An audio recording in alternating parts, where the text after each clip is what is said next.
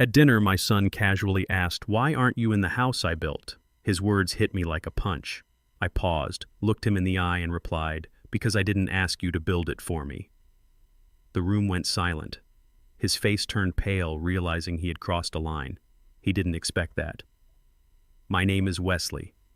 I am 69 years old, and before I tell you how I systematically dismantled my own son's entitled life piece by piece, let me know where you are watching from in the comments below. Hit like and subscribe if you believe respect is earned, not demanded by greedy relatives. The evening started as a rare invitation to an upscale, dimly lit steakhouse in the heart of downtown Atlanta. Aaron, my 35-year-old son, and his wife Megan had insisted we needed a family dinner to discuss my future. I should have known better than to trust their sudden burst of hospitality. Between bites of an $80 filet mignon that I knew I would inevitably end up paying for, Megan leaned forward. She wore a designer dress she had probably charged to the company card, her blonde hair perfectly styled, framing a smile that always made my teeth grind. "Wesley." She began using that sickly sweet tone she reserved purely for manipulation. "We have such wonderful news for you today. The guest house in our backyard is finally finished. It is absolutely perfect for you. We picked out the paint colors just thinking of your comfort. A guest house. That is what she dared to call it.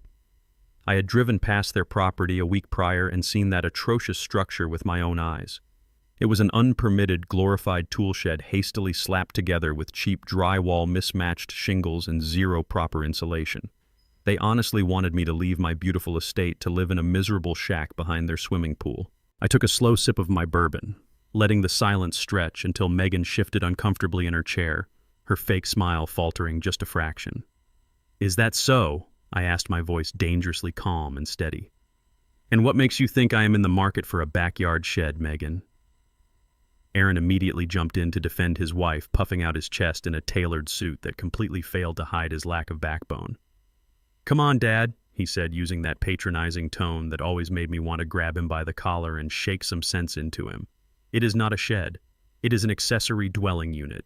We spent $50,000 making it comfortable and accessible for you. Megan and I have been talking for weeks, and it is time we face reality together.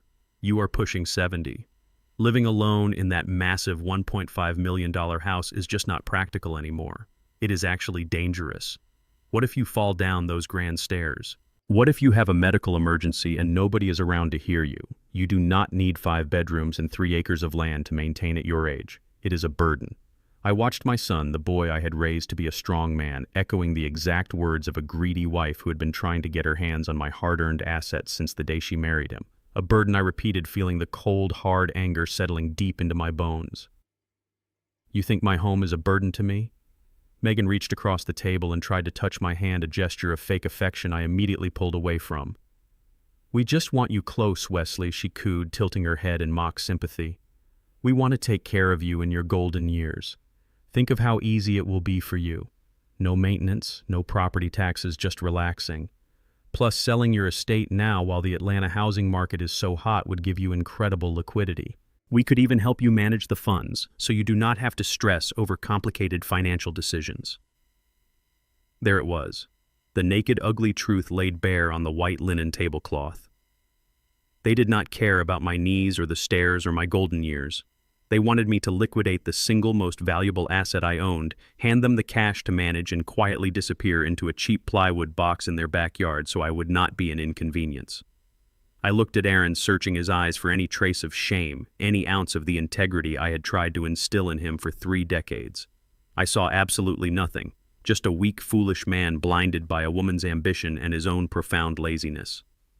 "I have managed my own finances since before you were a thought in this world, Aaron," I said, keeping my voice low so the surrounding tables could not hear the storm brewing. "I built a multi-million-dollar construction empire from nothing, and you sit here drinking expensive wine on my dime trying to convince me I am too old to balance a checkbook."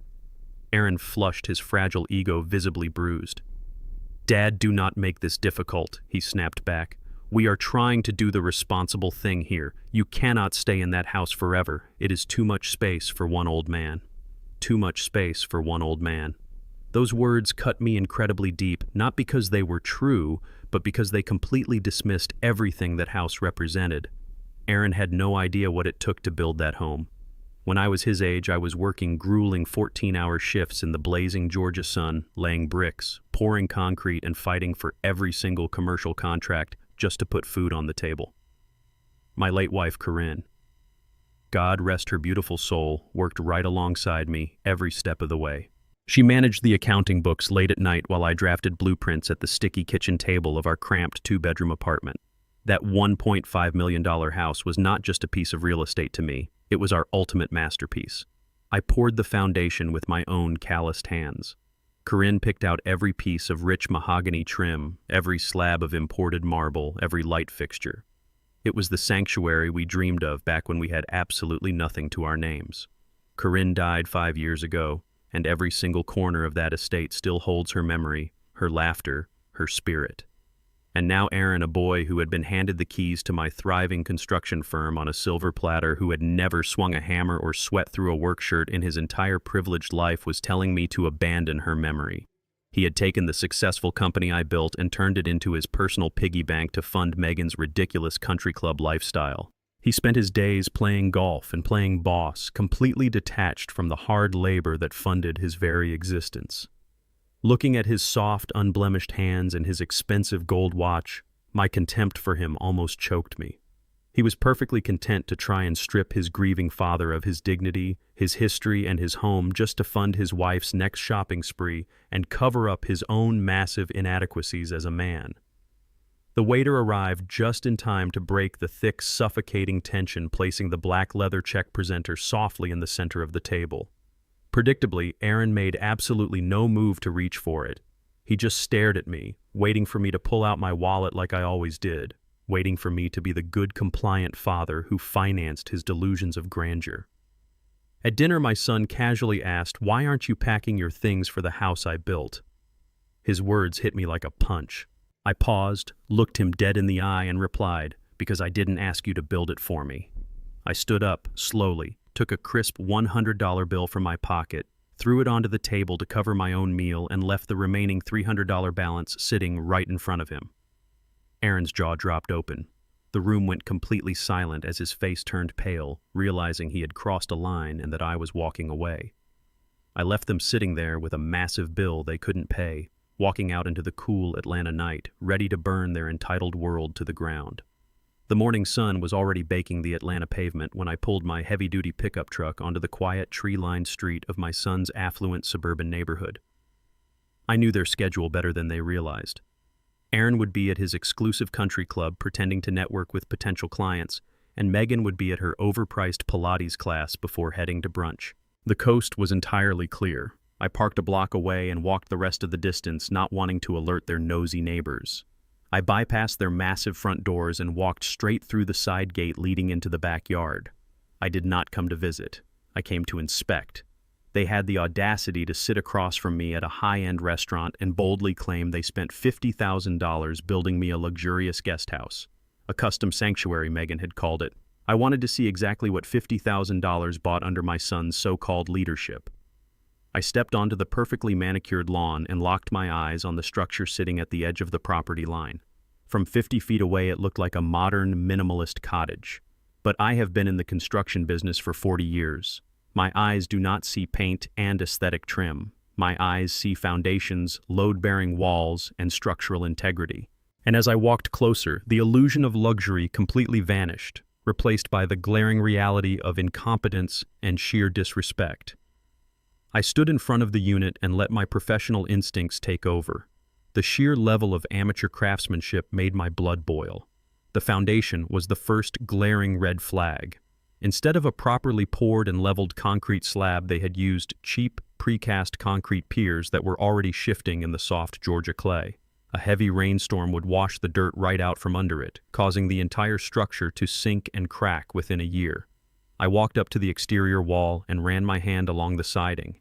They had used the thinnest, cheapest composite material available on the market, the kind you use for a temporary storage shed, not a human dwelling. I pulled out my master set of keys, picked the flimsy lock on the front door with embarrassing ease, and stepped inside. The stale, suffocating heat hit me instantly. There was absolutely no proper ventilation or insulation in the walls. They expected a 69-year-old man to live in a poorly insulated box that would roast like an oven in August and freeze solid in January. I tapped my knuckles against the drywall. It sounded hollow, improperly secured to the studs. I could see the seam lines where the tape and mud had been rushed by an unskilled hand. I walked over to the small kitchenette area and crouched down to inspect the plumbing beneath the sink. The pipes were a chaotic mess of mismatched PVC and cheap fittings practically begging to burst and flood the entire floor. But the most terrifying discovery was the electrical panel. I opened the small metal door and immediately recognized the haphazard spaghetti-like wiring. It was a complete violation of city safety codes. They had skipped hiring a licensed union electrician to save a few bucks, opting for some cut-rate handyman who clearly did not know how to ground a circuit properly. One power surge, one overloaded outlet, and this entire wooden trap would go up in flames in a matter of minutes. This was the $50,000 gift they wanted to graciously bestow upon me. They had cut every conceivable corner using the most substandard materials they could find and threw it together with sloppy, unskilled labor. It was an absolute death trap. A cheap, unpermitted hazard designed to house an old man they no longer wanted to deal with. The absolute disrespect burned hot in my chest. I had spent my entire life building a reputation for excellence. When Corinne and I started out, we made a pact to never compromise on quality, even when we were dead broke. My company was known across the state for structural integrity and honest, unbreakable work. Aaron had taken that proud legacy and bastardized it to build a disposable backyard shack. I stepped back outside, my jaw clenched so tight, my teeth physically ached, determined to find out exactly who signed off on this monumental disaster. I walked around to the back of the structure where the construction debris had been carelessly piled up against a chain-link fence. A messy job site is the absolute hallmark of a lazy contractor. There were empty buckets of cheap joint compound, warped offcuts of untreated pine and shattered ceramic tiles just left to rot in the weeds. I kicked a stack of discarded drywall in frustration, sending a cloud of white dust into the humid air. As the dust settled, something caught my eye. Pinned beneath a heavy broken cinder block was a crumpled, rain-stained piece of heavy stock paper. I crouched down, pulled the paper free, and brushed off the red clay dirt.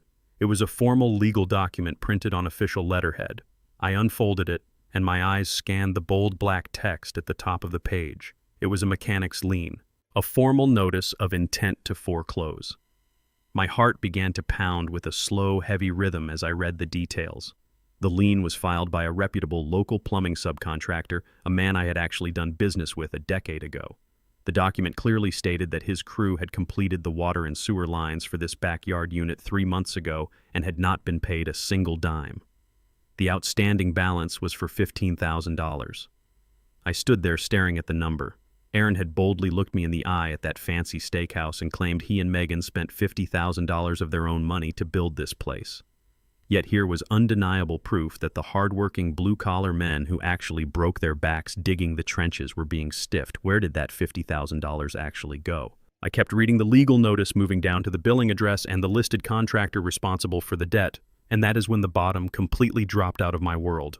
The contractor listed on the legal notice of default was not Aaron. It did not have his personal name, nor did it list his home address. The name printed in bold accusatory letters was the exact name of the commercial construction corporation I had founded with my own 2 hands. Aaron was using my corporate accounts, my commercial building license, and my pristine business credit to illegally construct his personal backyard shed.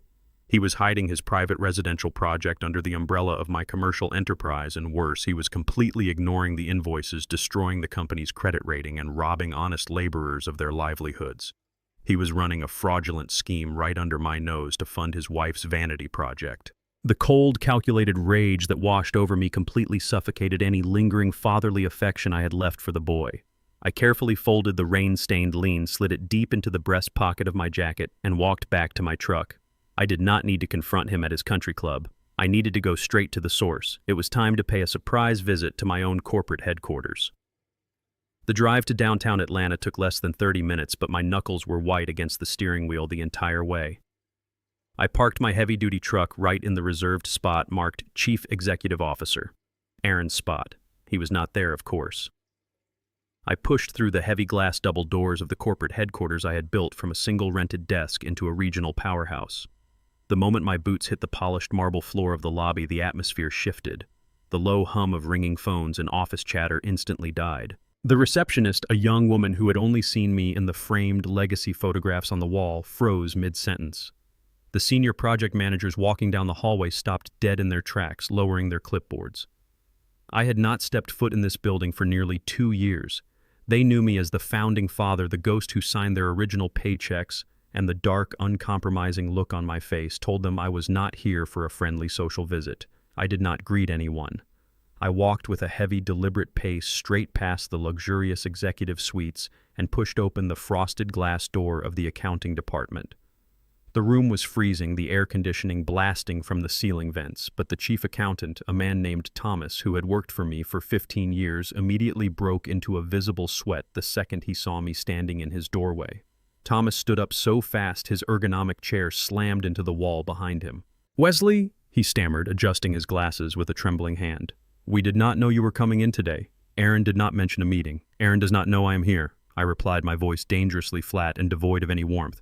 "And you are going to sit back down, open the master ledger, and give me full administrative access to every single corporate account right now." Thomas hesitated, his eyes darting nervously toward the hallway. Wesley Aaron gave strict instructions that all financial audits had to go through him first. I stepped closer to his desk, leaning my weight onto my palms, invading his space. "Thomas, I pay the lease on this building. I own the desks, the computers, and the server you are trying to hide behind. Open the books or pack your personal belongings." Thomas swallowed hard, sat down, and turned his monitor toward me. He typed in his credentials, his fingers shaking so badly he had to re-enter his secure password twice. When the general ledger populated on the bright screen, I ordered him to filter the expenses by the last 24 months. I wanted to see every outbound wire, every credit card statement, and every vendor payment. What I saw made my stomach turn with absolute disgust. Aaron and his wife were not just building a backyard shed on the company dime, they were completely gutting my life's work. I ran my finger down the screen, scrutinizing line after line of blatant fraudulent accounting. There was a charge for $12,000 categorized under site consultation fees. I opened the attached receipt to find a week-long stay at a luxury ski resort in Aspen, Colorado. I scrolled down to a recurring monthly charge of $2,000 labeled as material transport leases. It was the lease payment for Megan's brand new luxury SUV. I found expensive spa treatments, written off as team-building exercises, designer retail clothing purchases hidden under office supplies, and massive fine dining bills coded as client entertainment. For 2 straight years, they had been treating my commercial construction firm like an endless personal black card. I demanded Thomas pull up the specific invoices for Aaron's residential address. Thomas clicked a few folders, looking physically sick. He pulled up a file labeled Project Alpha. It was a dummy account. Under Project Alpha, I found the plumbing lien I had discovered earlier in the dirt, along with massive unpaid invoices for drywall, roofing, and electrical work. Aaron was not just stealing cash. He was actively defrauding the working-class vendors who had trusted the corporate name I spent decades building. I looked at Thomas, who was staring at his keyboard, too ashamed to meet my eyes. "You let this happen," I stated calmly. He flinched under my gaze. "He threatened to fire me, Wesley. He said he was the boss now." I just nodded, absorbing the sheer magnitude of the betrayal. He said he was the boss now. That was the grand, pathetic illusion Aaron had been living under. 2 years ago, when my beautiful Corinne lost her battle with illness, the grief was a suffocating weight. I could barely look at the commercial blueprints we used to draw together without feeling a physical ache in my chest. I needed time to mourn, time to find my footing in a world that no longer had my wife in it. Aaron had just finished his business degree, walking around with a fancy piece of paper that he thought made him a born leader. I stepped back from the day-to-day operations to give him room to grow. I gave him the title of Chief Executive Officer. I let him take the massive corner office with the floor-to-ceiling windows. I gave him the prestige, the 6-figure salary, and the public recognition. I wanted him to feel the heavy weight of leadership, hoping the responsibility would turn him into the honorable man Corinne always prayed he would become. But I am not a fool, and I have never been naive about the brutal reality of business. I did not build a multi-million-dollar empire by acting on blind faith. When I handed him the keys to the office, I never surrendered my majority shares. I structured the corporate bylaws with my legal team so that I retained absolute and total financial veto power. I remained the supreme authority over the board of directors and the primary signatory on every single corporate bank account. Aaron was nothing more than a highly paid manager playing dress-up in his father's oversized shoes. He mistook my grief-induced distance for a permanent retirement. He genuinely believed that because I was out of sight, I had relinquished my power. He thought I was just a tired old man who would never bother to look under the hood of the car he was driving straight into the ground.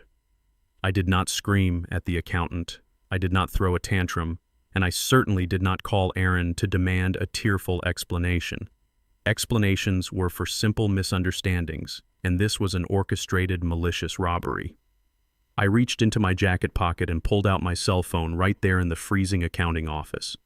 I dialed the direct private line of my commercial banker, a senior executive who managed the corporate accounts and answered only to me. When he picked up, I did not exchange pleasantries or ask about his day. I verified my identity with my secure authorization codes and gave a very clear, very simple directive. I want an immediate and total freeze placed on all corporate credit lines, commercial checking accounts, and company-issued credit cards. Decline every single pending transaction. Revoke all authorized user privileges for Aaron and his wife effective this exact second. The banker confirmed the financial lockdown was actively in place before I ended the call. I slipped the phone back into my pocket, looking down at the silent, terrified accountant sitting at his desk. The trap was officially set. The lifeblood of Aaron and Megan's lavish, entitled lifestyle was severed with a single, quiet phone call. I turned my back on Thomas and walked out of the building, ready to watch their stolen house of cards completely collapse. I had barely pulled my heavy-duty truck into the driveway of my estate when my cell phone started vibrating in the cup holder. The caller ID flashed Aaron's name in bright white letters. I let it ring 4 times before slowly swiping the screen to answer, keeping my breathing completely even. "Dad."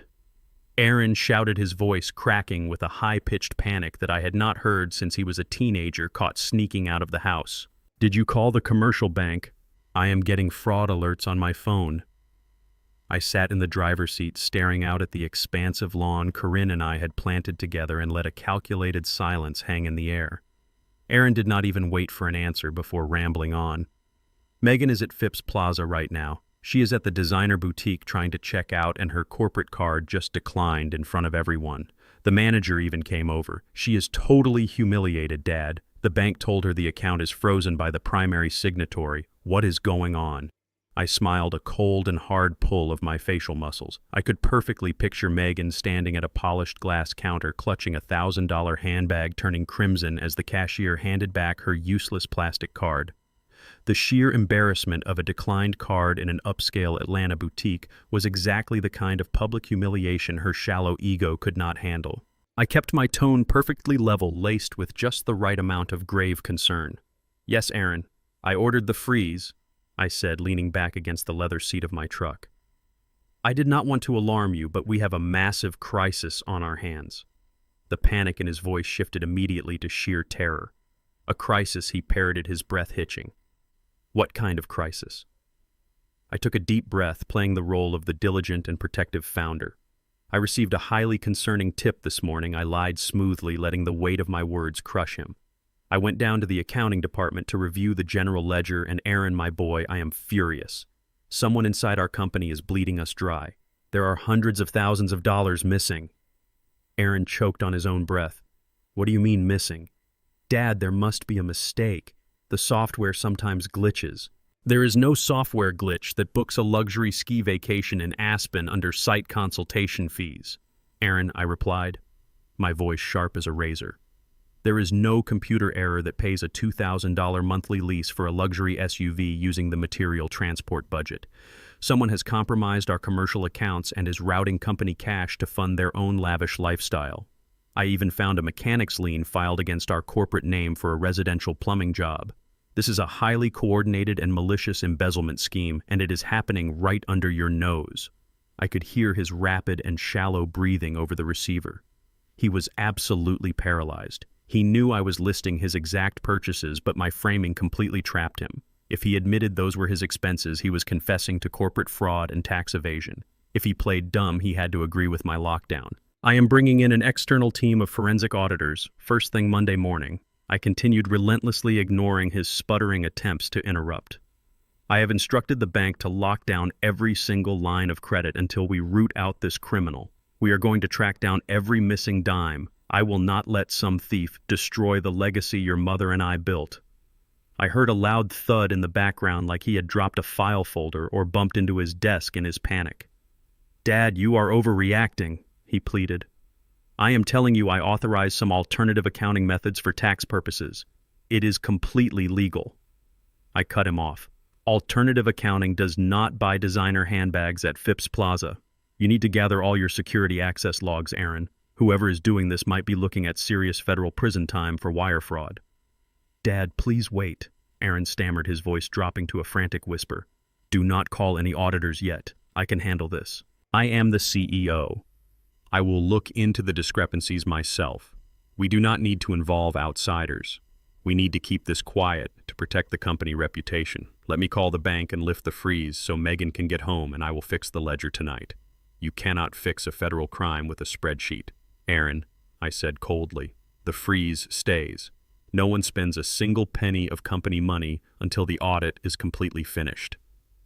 Suddenly, the muffled sound of Aaron's office door opening echoed through the phone, followed immediately by Megan's shrill and unmistakable voice. She must have driven straight to corporate headquarters the second she fled the boutique. "Aaron, you need to fix this right now," she shrieked, clearly not caring who heard her. "I had to leave a cart full of merchandise on the counter. Do you know how embarrassing that was?" The cashier looked at me like I was a beggar. "Call the bank and threaten to pull our accounts." Aaron hushed her frantically, but the phone was clearly on speaker now. "Megan, stop yelling," he hissed. "My dad is on the line. He froze the accounts. He says there is an audit." "An audit?" Megan scoffed, her voice dripping with venom. "What is he talking about? Tell him to unfreeze my card. I need to pay the caterer for the guest house party next week. You cannot just cut us off." "It is not that simple," Aaron yelled back, completely losing control of the situation. "He knows about the Aspen trip. He knows about the car lease and the plumbing lien. I told you we were pulling too much cash this quarter. I told you to slow down your shopping, but you never listen." "Excuse me," Megan fired back, her tone turning vicious. "Do not try to pin this on me. You are the one who told me the company was ours to use. You are the one who signed off on the backyard build because you wanted a man cave before we decided to shove your father in it. You are the CEO, Aaron. Act like a man and handle your old man." They were turning on each other like cornered rats. The illusion of their perfect and unified marriage shattered the second the money ran dry. I sat quietly in my truck, listening to them tear each other apart, feeling a profound sense of vindication. Before Aaron could respond to his wife's insult, I heard a sharp rustle and the phone was snatched away. "Wesley," Megan said, dropping the frantic tone and replacing it with a low and menacing sweetness. "I think you are getting incredibly confused in your old age. There is no fraud. You are imagining things that are not there. This kind of extreme paranoia is exactly why we built that guest house for you. You are clearly not mentally fit to manage these high-stress corporate accounts anymore." I gripped the steering wheel, my jaw locking. "You think I am paranoid, Megan?"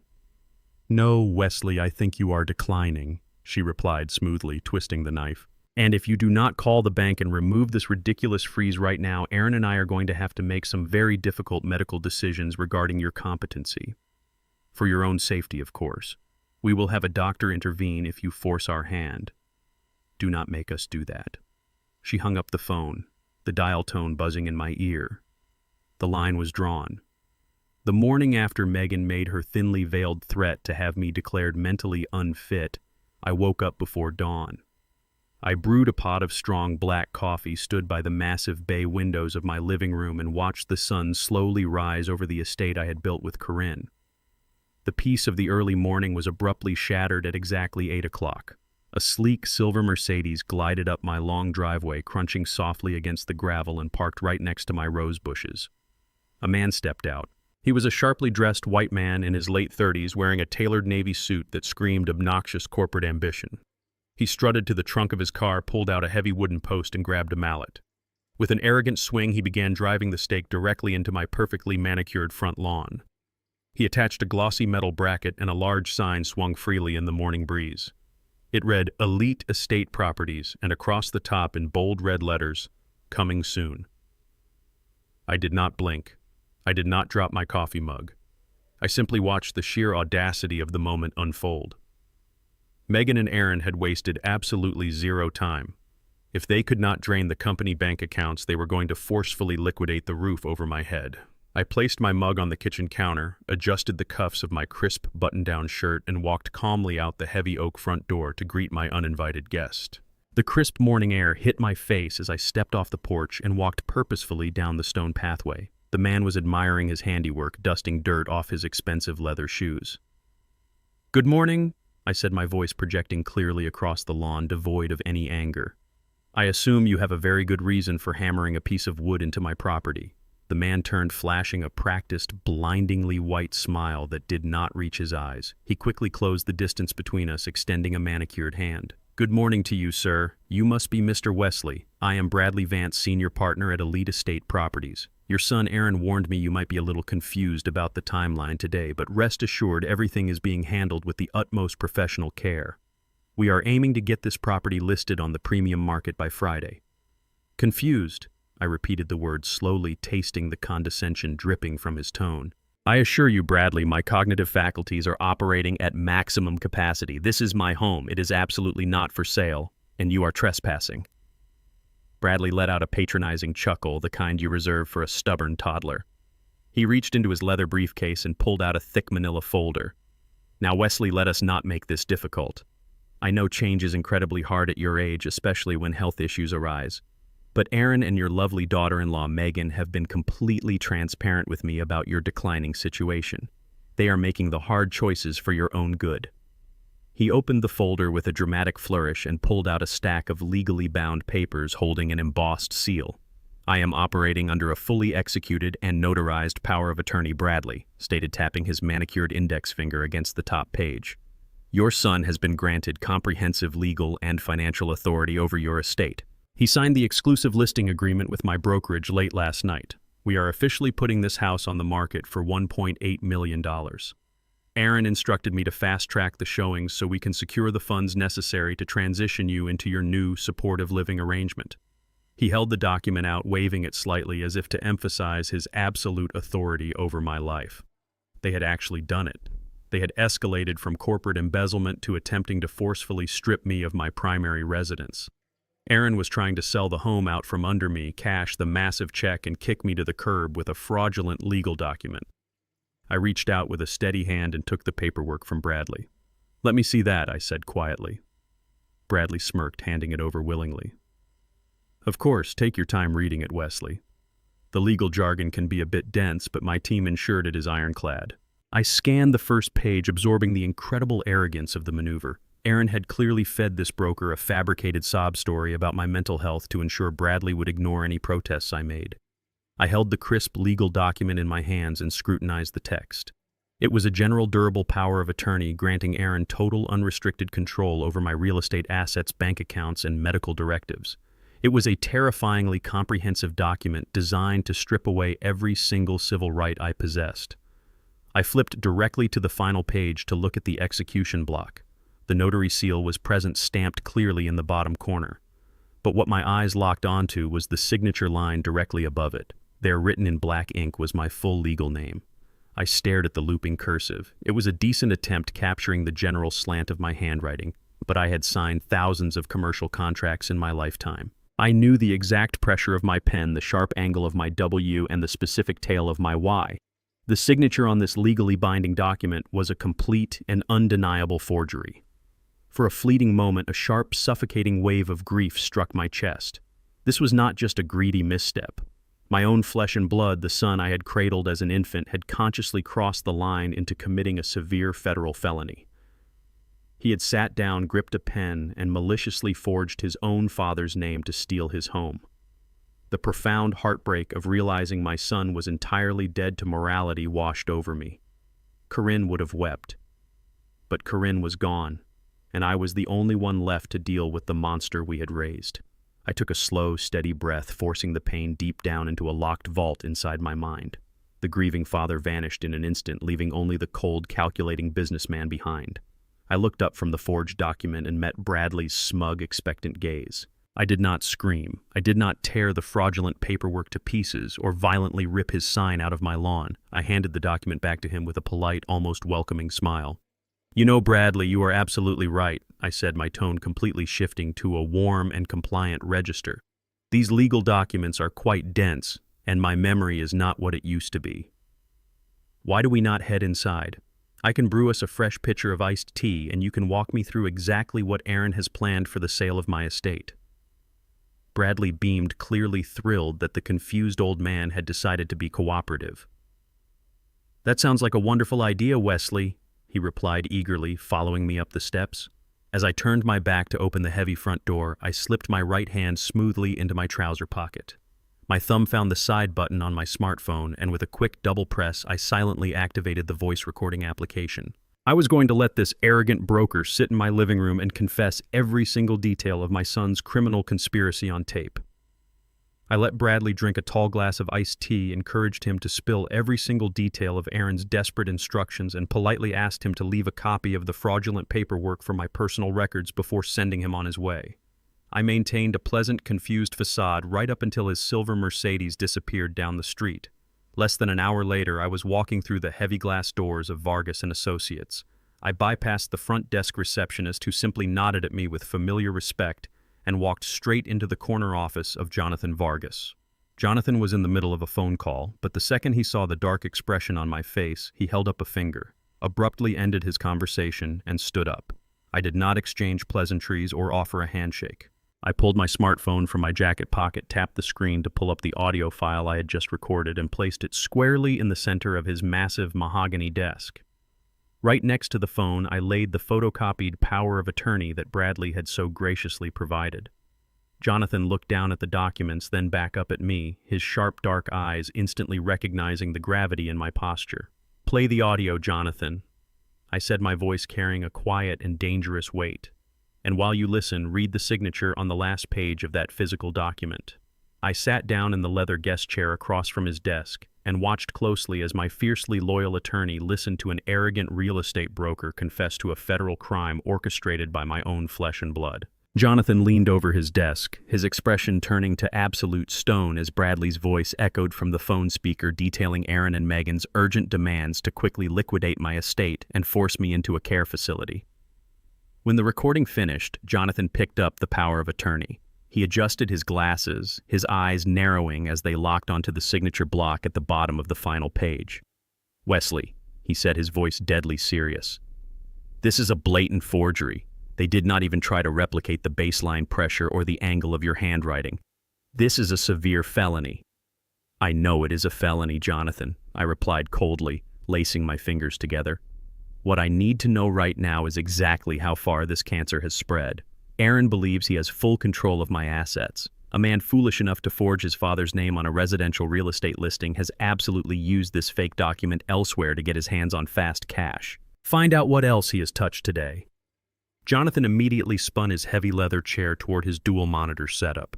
His fingers flew across the keyboard as he logged into the secure county property records and commercial title databases.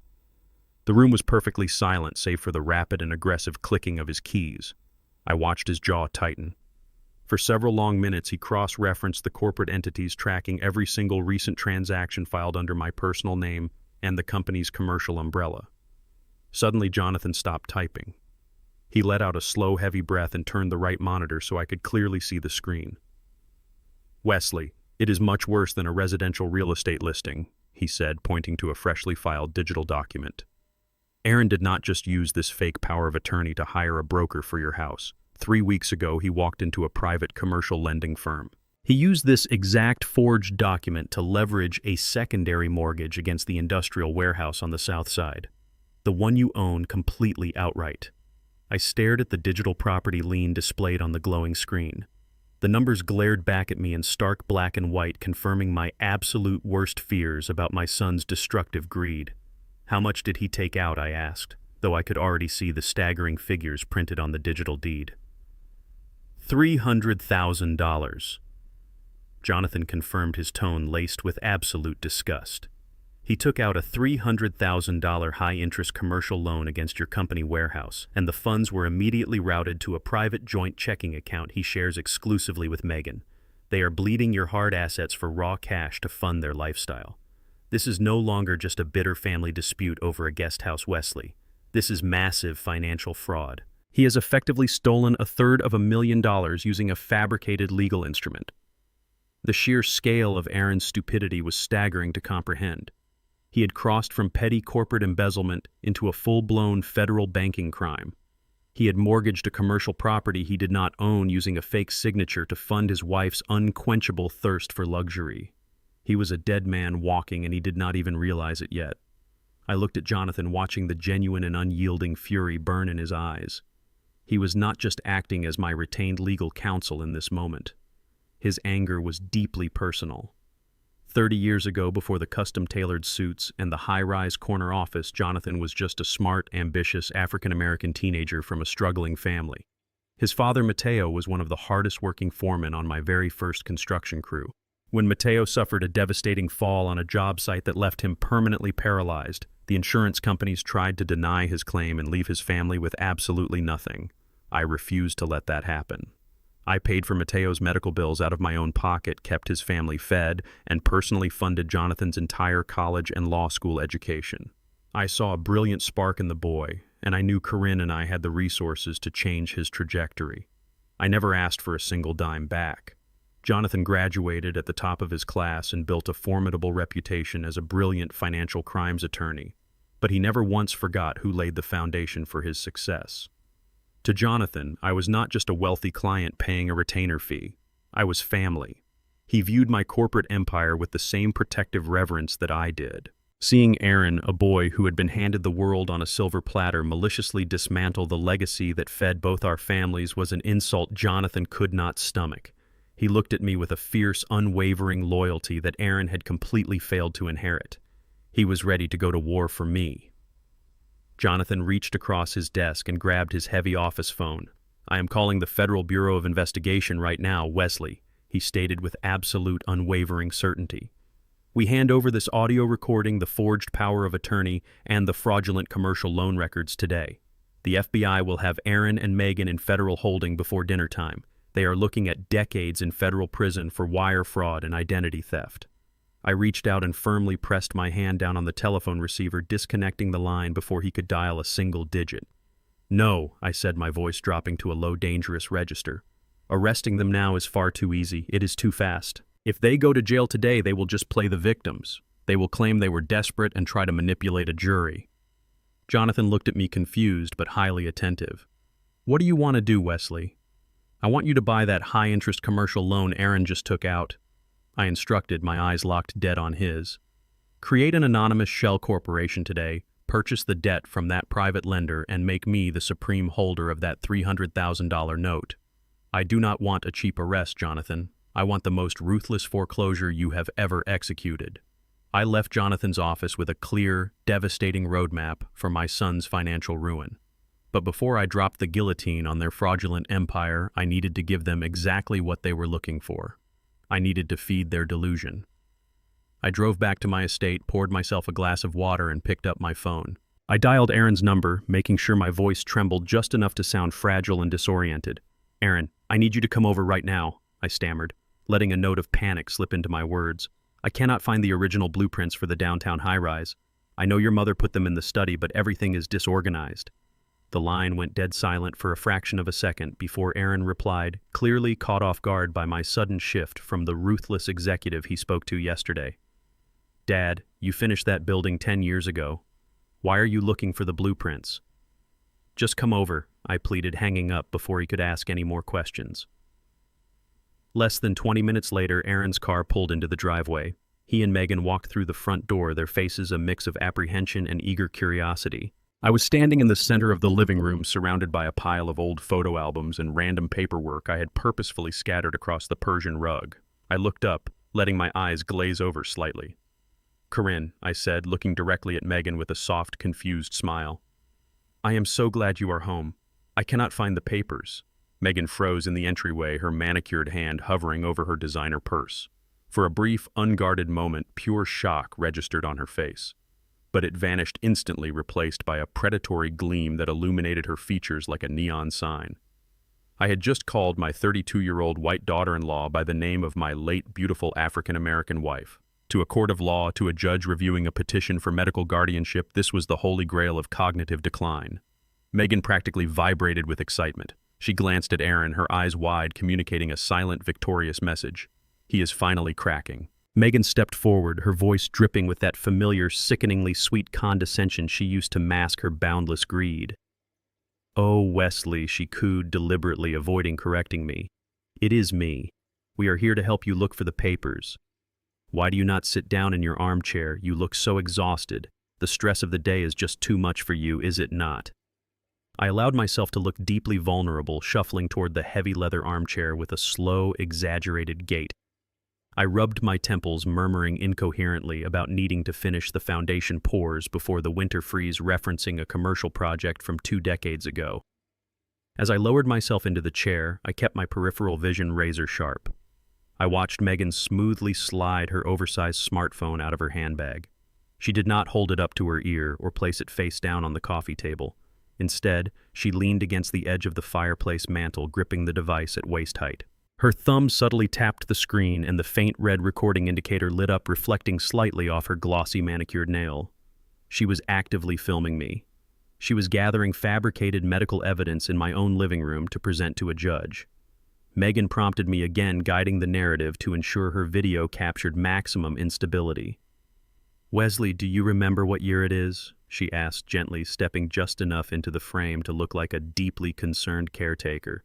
"Are you feeling confused about the bank accounts again? Is that why you locked our cards yesterday? You were just having a bad episode, right?" She was incredibly calculating. She was using this staged performance to build a legal defense for her declined credit cards, framing my strategic financial lockdown as the erratic, paranoid actions of a man losing his grip on reality. I played right into her hands, staring blankly at the wall and shaking my head. "The bank," I muttered, letting my voice trail off into a heavy sigh. "I do not know. Everything is moving too fast. Corinne usually handles the checks." Megan bit her lip to hide her massive, triumphant smile. She was capturing every single second of my fake delusion, convinced she had just secured the key to my entire fortune. Aaron remained standing near the doorway, his hands shoved deep into his pockets. He looked incredibly uncomfortable, shifting his weight from side to side as he watched his wife exploit my fabricated mental collapse.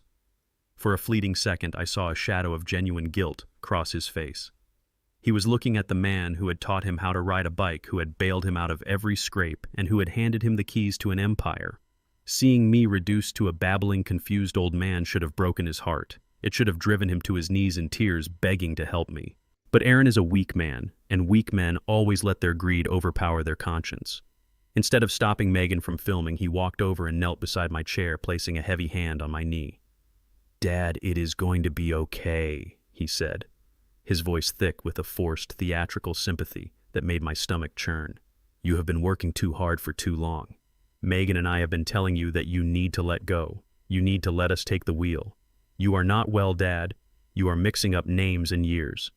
It is dangerous for you to be managing the corporate funds or living alone in this massive house. We are going to get you the professional help you need, and we are going to make sure your assets are protected." He was rationalizing his own criminal behavior right to my face. He was using my fake vulnerability to absolve himself of the forgery, the theft, and the embezzlement. He genuinely convinced himself that stealing my estate was an act of mercy. He nodded at Megan, silently confirming that they were entirely on the same page. Megan kept the phone perfectly angled, capturing Aaron playing the role of the devoted son while I sat slumped in my chair, the picture of tragic senility. They thought they had outsmarted a master chess player by moving a single pawn. They thought this video would be the silver bullet in a courtroom, the undeniable proof that Wesley's mind had completely deteriorated. But they were entirely oblivious to the environment around them. Mounted directly behind Megan on the far wall was a massive antique gilded mirror that Corinne had imported from Italy. From my slumped position in the armchair, I had a perfect unobstructed view of the mirror's reflection. I slowly lifted my head, letting the feigned confusion instantly vanish from my eyes. I looked directly into the mirror, my gaze piercing straight into the lens of Megan's recording phone. While Aaron continued to babble his fake apologies, I let a sharp, cold, and entirely lucid smirk spread across my face. It was a chilling expression of absolute dominance. I held that deadly smirk for 3 full seconds, ensuring her camera captured the undeniable truth. They were not building a case for my medical guardianship. They were documenting their own malicious conspiracy to defraud me, and I had just set the ultimate defamation trap. 2 days after my staged performance in the armchair, the doorbell rang exactly at 10 in the morning. I was sitting at the kitchen island sipping my black coffee and reviewing the latest commercial foreclosure documents Jonathan had sent over. I did not bother checking the security cameras. I knew exactly who it was. I unlocked the heavy front door to find Megan and Aaron standing on my porch, accompanied by a tall, nervous-looking man holding a scuffed leather briefcase. He wore a poorly tailored gray suit and a stethoscope draped around his neck like a cheap Halloween prop. "Wesley," Megan said, pushing past me into the foyer with her usual unwarranted authority. "We brought a specialist to see you. This is Dr. Eris Thorne. He is a premier neurologist in the Atlanta area. We told him about your little episode the other day, and he graciously agreed to do a home evaluation." Aaron stood behind her, refusing to meet my eyes, staring intently at the hardwood floor. Dr. Thorne stepped forward, extending a clammy hand. "It is a pleasure to meet you, Wesley. I know these evaluations can feel intrusive, but your family is deeply concerned about your cognitive decline. We just want to ask you a few simple questions and have you sign a standard medical release form so we can get you the specialized care you desperately need." He pulled a thick stack of papers from his briefcase and placed them on my dining table, tapping a pen against the signature line. They were moving in for the kill. I did not take the pen. I did not sit down. I simply picked up the top sheet of paper and adjusted my reading glasses. It was not a standard medical release form. It was a comprehensive declaration of mental incompetence, legally binding and aggressively worded, designed to hand total medical and financial guardianship directly over to my son. I read the document slowly, letting the silence stretch until the tension in the room became physically suffocating. Megan shifted her weight, crossing her arms defensively. "Just sign it, Wesley," she urged, her voice tight and impatient. "It is for your own good." I lowered the paperwork and looked directly at the man masquerading as a medical professional. "Tell me, Dr. Thorne," I began, my voice dropping the fragile, confused act completely and returning to the sharp, commanding baritone of a corporate chief executive. "Where exactly did you complete your neurology residency?" The man blinked clearly, caught off guard by my sudden lucidity. "I completed my training at Emory University," he stammered, shifting his briefcase to his other hand. "Emory," I repeated, nodding slowly. "That is a phenomenal institution. Then you must be highly familiar with the Georgia Composite Medical Board. What is your state medical license number?" Dr. Thorne froze. He opened his mouth, but no sound came out. He glanced nervously at Megan, who was suddenly gripping her designer purse with white knuckles. "I do not carry my license number memorized, Wesley," he managed to say, forcing a weak, patronizing chuckle. "But I assure you I am fully accredited." I stepped closer to him, invading his personal space, forcing him to look up into my eyes. "You do not carry it memorized," I stated flatly. "That is fascinating. Because I spent 30 years handling commercial medical facility construction contracts across the entire state of Georgia. Every single licensed physician I have ever negotiated with knows their board number by heart. It is a specific identifier issued by the state, and the fact that you cannot provide yours tells me everything I need to know." The man swallowed hard, a heavy bead of sweat forming at his hairline. Before he could attempt another lie, I held up the fraudulent declaration of incompetence. "Let me educate you on exactly what you are attempting to do here today," I said, my voice cutting through the room like a whip. "By presenting this document with the intent to declare a perfectly sane individual legally incompetent to secure his financial assets, you are actively participating in a conspiracy to commit elder fraud. Under federal law, specifically, Title 18 of the United States Code Section 1347, healthcare fraud carries a penalty of up to 10 years in federal prison. If you falsely sign your name to this evaluation, you are also committing mail and wire fraud. My attorney, Jonathan Vargas, has the Federal Bureau of Investigation on speed dial. I will personally ensure that not only do you never practice medicine again, assuming you ever legally did, but that you spend the next decade eating terrible food in a federal penitentiary." The color completely drained from Dr. Thorne's face. He looked like a deer caught in the headlights of a speeding freight train. The heavy bead of sweat at his hairline broke loose and rolled down the side of his pale cheek. He looked frantically at Aaron, then at Megan, his eyes wide with sheer terror. "You told me he was senile," the man hissed at my daughter-in-law, completely abandoning his professional facade. "You told me he did not know his own name." You said this was going to be a simple signature collection for a confused old man. Megan stepped forward, her face flushed red with anger and extreme embarrassment.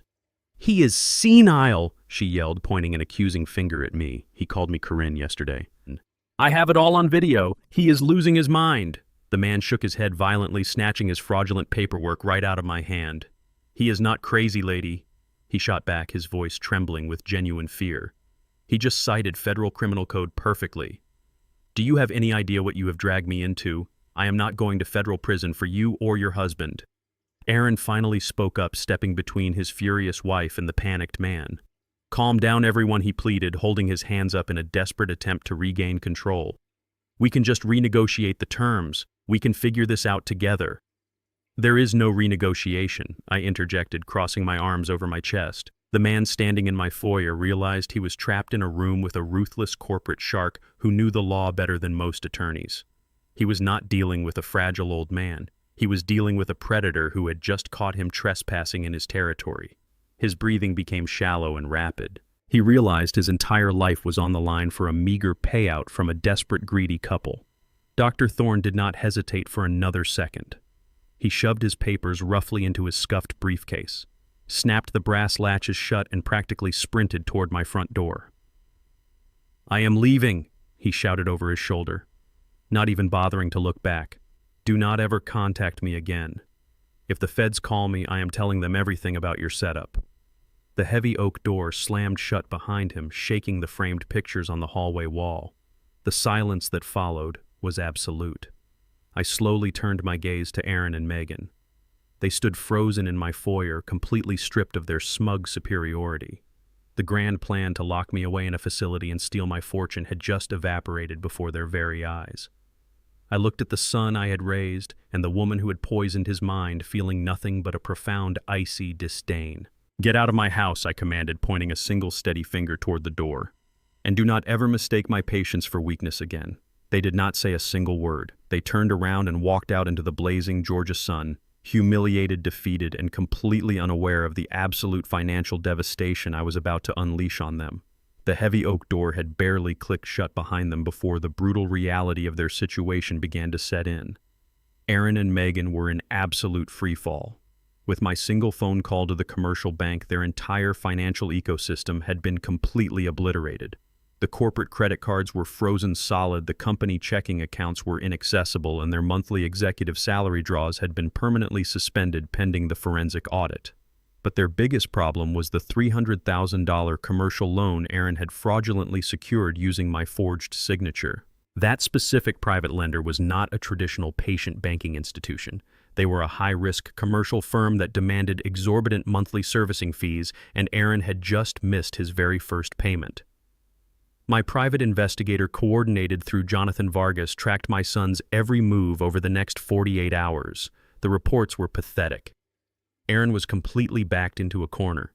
His affluent country club friends suddenly stopped taking his calls when he asked for short-term bridge loans.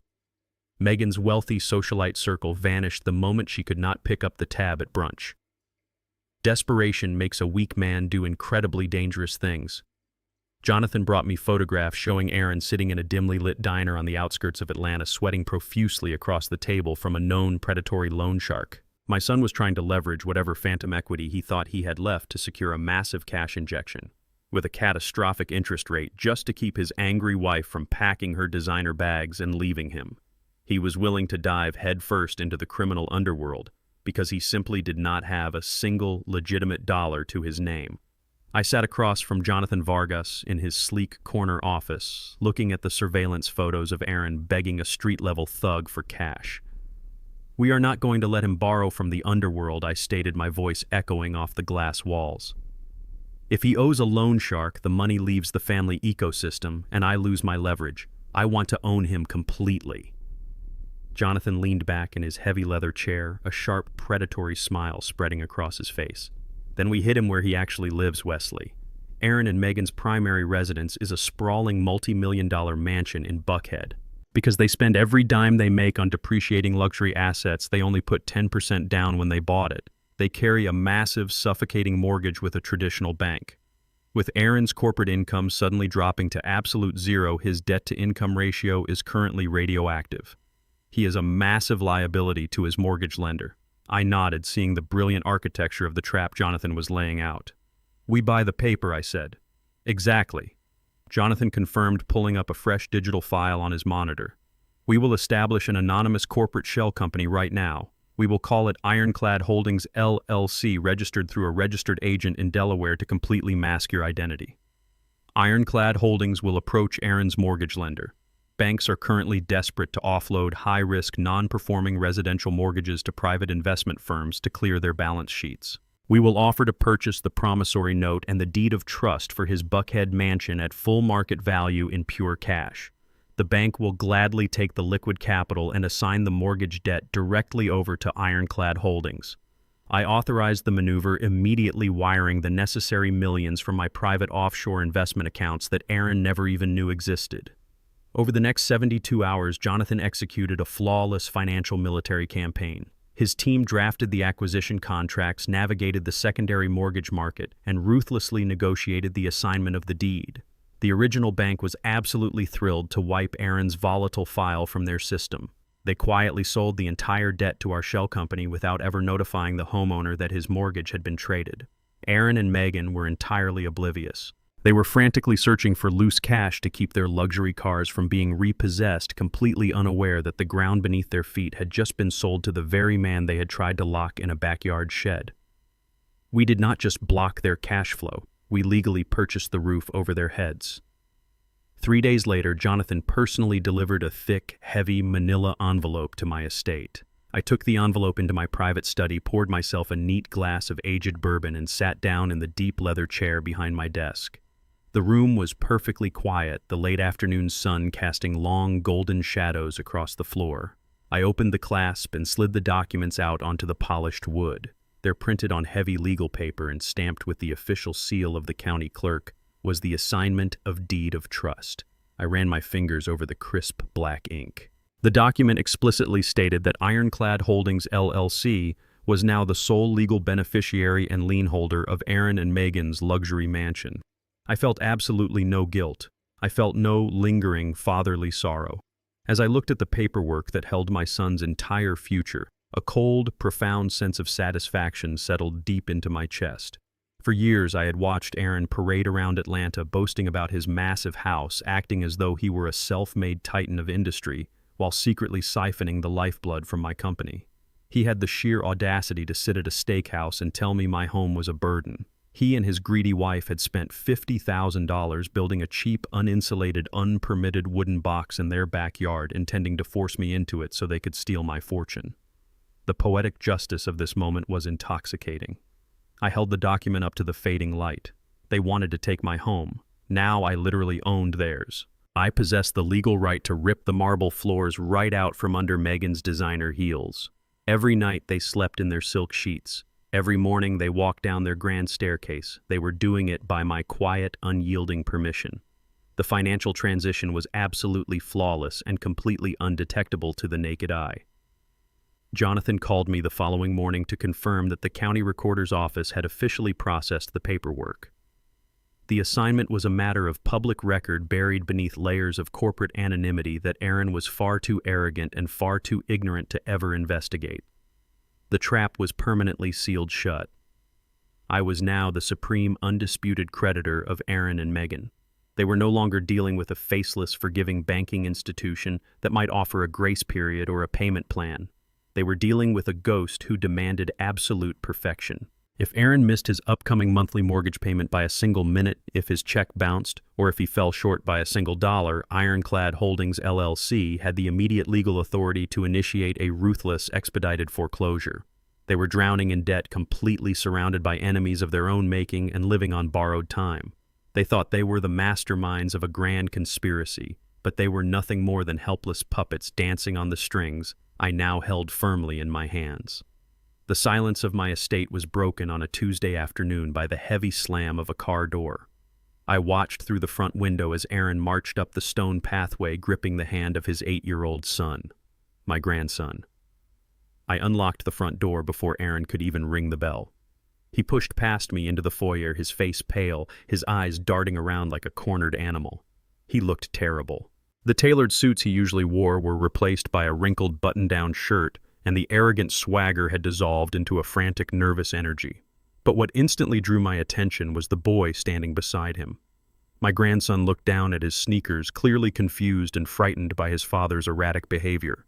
"Hey there, little man," I said softly, crouching down to his eye level to offer a reassuring smile.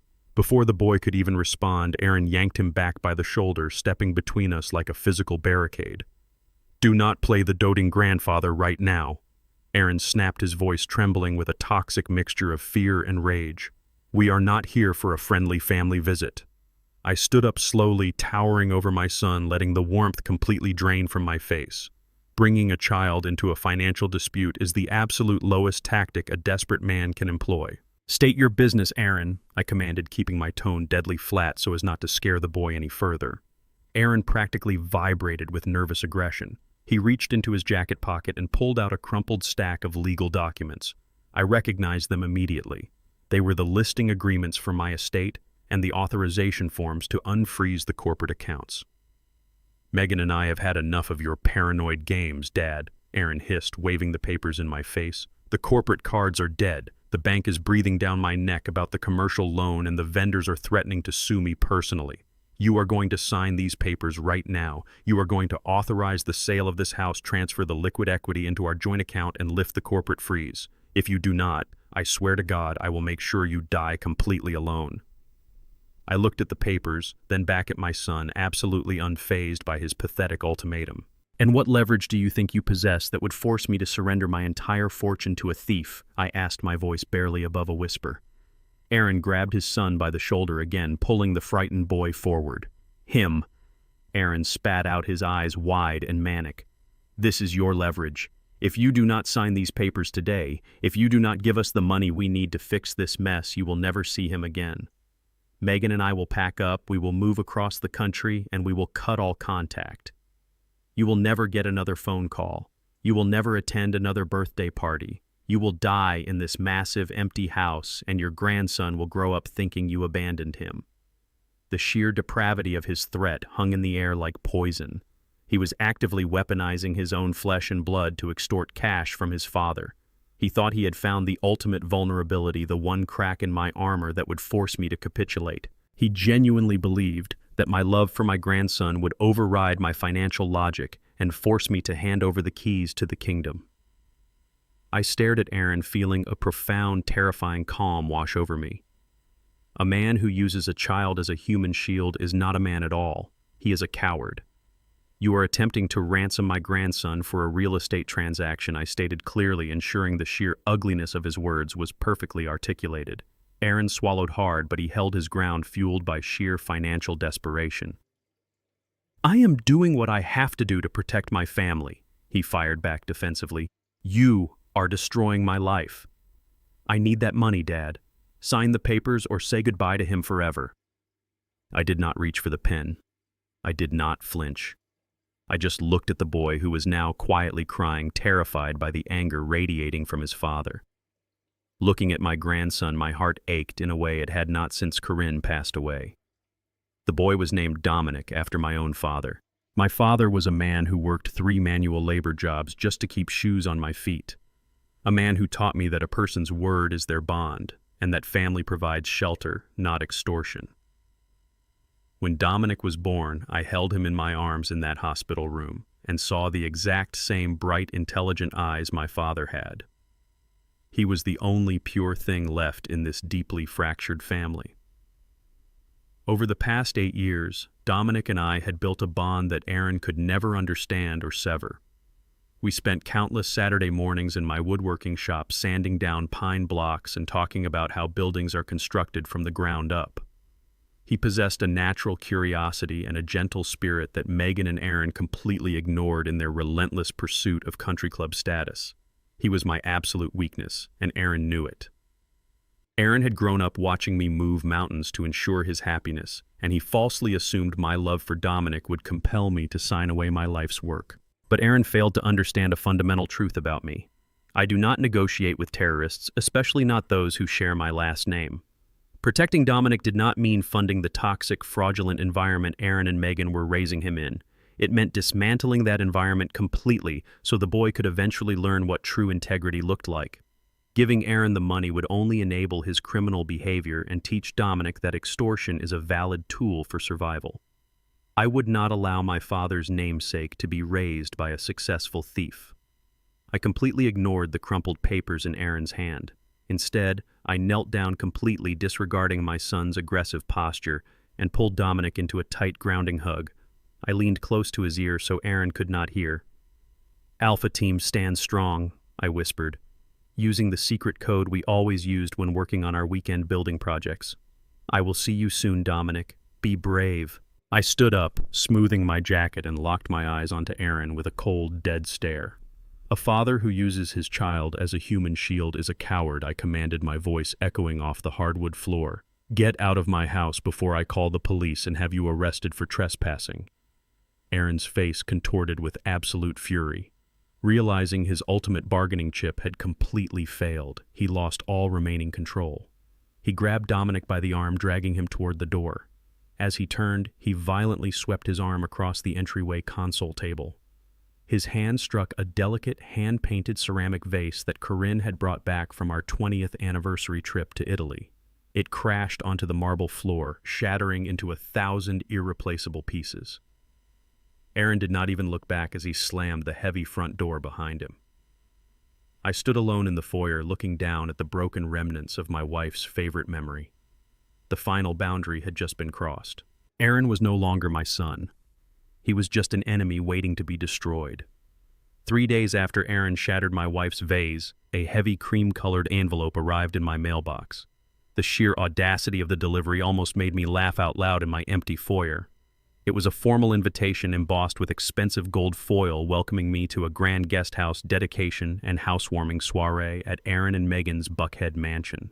Megan had completely bypassed the reality of their frozen corporate cards, their plummeting credit scores, and their desperate financial situation. Instead, she was throwing a massive catered event to publicly legitimize her master plan. By inviting the upper echelon of Atlanta's suburban elite, along with her own affluent, incredibly pretentious parents, she was setting a public stage. She wanted a crowd of wealthy, influential witnesses to applaud her graciousness for housing her supposedly ailing father-in-law in a backyard shed.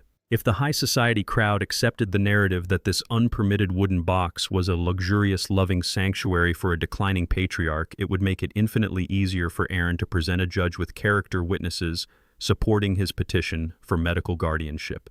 They were attempting to weaponize peer pressure and social standing to force my compliance. It was a desperate, incredibly expensive performance designed to mask the fact that they were drowning in high-interest debt and facing imminent foreclosure from my anonymous holding company. But I was not about to decline the invitation. I was going to use their meticulously planned stage to execute a public execution of my own. On the evening of the party, the sprawling lawn of the Buckhead mansion was transformed into a grotesque display of false charity. I parked my truck down the street and approached the house on foot, slipping through the open side gates where the caterers were rushing back and forth. I stood perfectly concealed in the deep shadows of the manicured hedges, watching the spectacle unfold on the massive outdoor patio. The backyard was illuminated by hundreds of twinkling fairy lights. Waiters in crisp white shirts carried silver trays of expensive champagne, completely oblivious to the fact that the very ground they were walking on was legally owned by the man hiding in the bushes. Megan was in her absolute element, holding court near the edge of the swimming pool. She wore a stunning, clearly brand new designer gown that she had undoubtedly charged to one of her maxed-out personal credit cards. She was surrounded by a tight circle of her country club friends and her parents, Arthur and Patricia, who had flown in specifically for the occasion. I listened closely as Megan's voice, amplified by her sheer arrogance, drifted across the patio. "It has been such a difficult transition for our family," she sighed dramatically, placing a hand over her heart in a practiced gesture of fake sorrow. "Wesley is just not himself anymore. He gets terribly confused wandering around that massive empty estate looking for blueprints that do not exist. Aaron and I simply could not sleep at night knowing he was all alone with his rapidly declining cognitive state. That is why we invested so much of our own savings into building this beautiful custom suite right here on our property. We want him surrounded by family, safe and secure." The crowd murmured in synchronized, sympathetic approval. Patricia Megan's mother nodded proudly, sipping her champagne. "You are an absolute saint, Megan," Patricia declared loudly. "Taking in your husband's father when his mind is going is a massive, exhausting burden. Not many young couples would sacrifice their privacy and their hard-earned finances like that." Megan humbly lowered her eyes, eating up the unearned praise like a starving dog. "Oh, Mom, it is our duty. He built a wonderful company, but he simply cannot manage his own life or his complex assets anymore. We are stepping up to protect his legacy." Aaron stood right beside her, nodding solemnly, playing the role of the burdened but dutiful son to perfection. He gestured toward the miserable wooden box sitting at the edge of the property line. "We even installed custom panoramic windows so he can look out at the garden," Aaron lied, smoothly pointing at the cheap, standard-issue vinyl frames that I knew for a fact leaked air. "It cost us an absolute fortune, but Dad deserves the best care in his final years." Arthur clapped Aaron on the shoulder, offering a stern look of patriarchal approval. "It takes a strong man to take the keys away from a failing father," Arthur boomed. "You are doing the right thing, son." She was actively laying the groundwork for the guardianship hearing, poisoning the well of public opinion. She was convincing everyone in that affluent crowd that I was a helpless, paranoid old man who desperately needed to be stripped of his financial autonomy. She was basking in the glow of their admiration, celebrating a victory she had absolutely not earned. I stood in the cool shadows, looking down at my own attire. I had certainly not come dressed as the broken, confused old man they were pitching to their gullible guests. When I received that gold-embossed invitation 3 days ago, I stood in front of the full-length mirror in my master bedroom and made a solemn vow to Corinne's memory that I would utterly destroy their narrative. I had pulled out a bespoke charcoal gray 3-piece suit that was tailored specifically for me in Milan.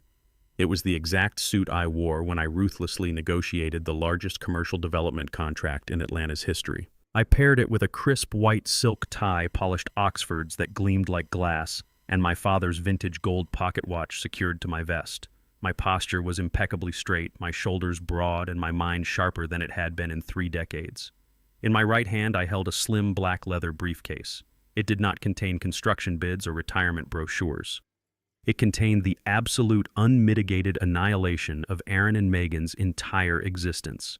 Inside that briefcase was the forged power of attorney, the indisputable documentation of the fraudulent $300,000 commercial loan, the complete forensic accounting audit, showing 2 years of their blatant embezzlement, and the most devastating weapon of all, the fully executed assignment of deed of trust, proving that Ironclad Holdings, LLC, owned this very mansion. I had coordinated heavily with Jonathan Vargas earlier that afternoon. The trap was fully loaded, the legal triggers were primed, and all that was required was for me to step out of the dark and pull the pin.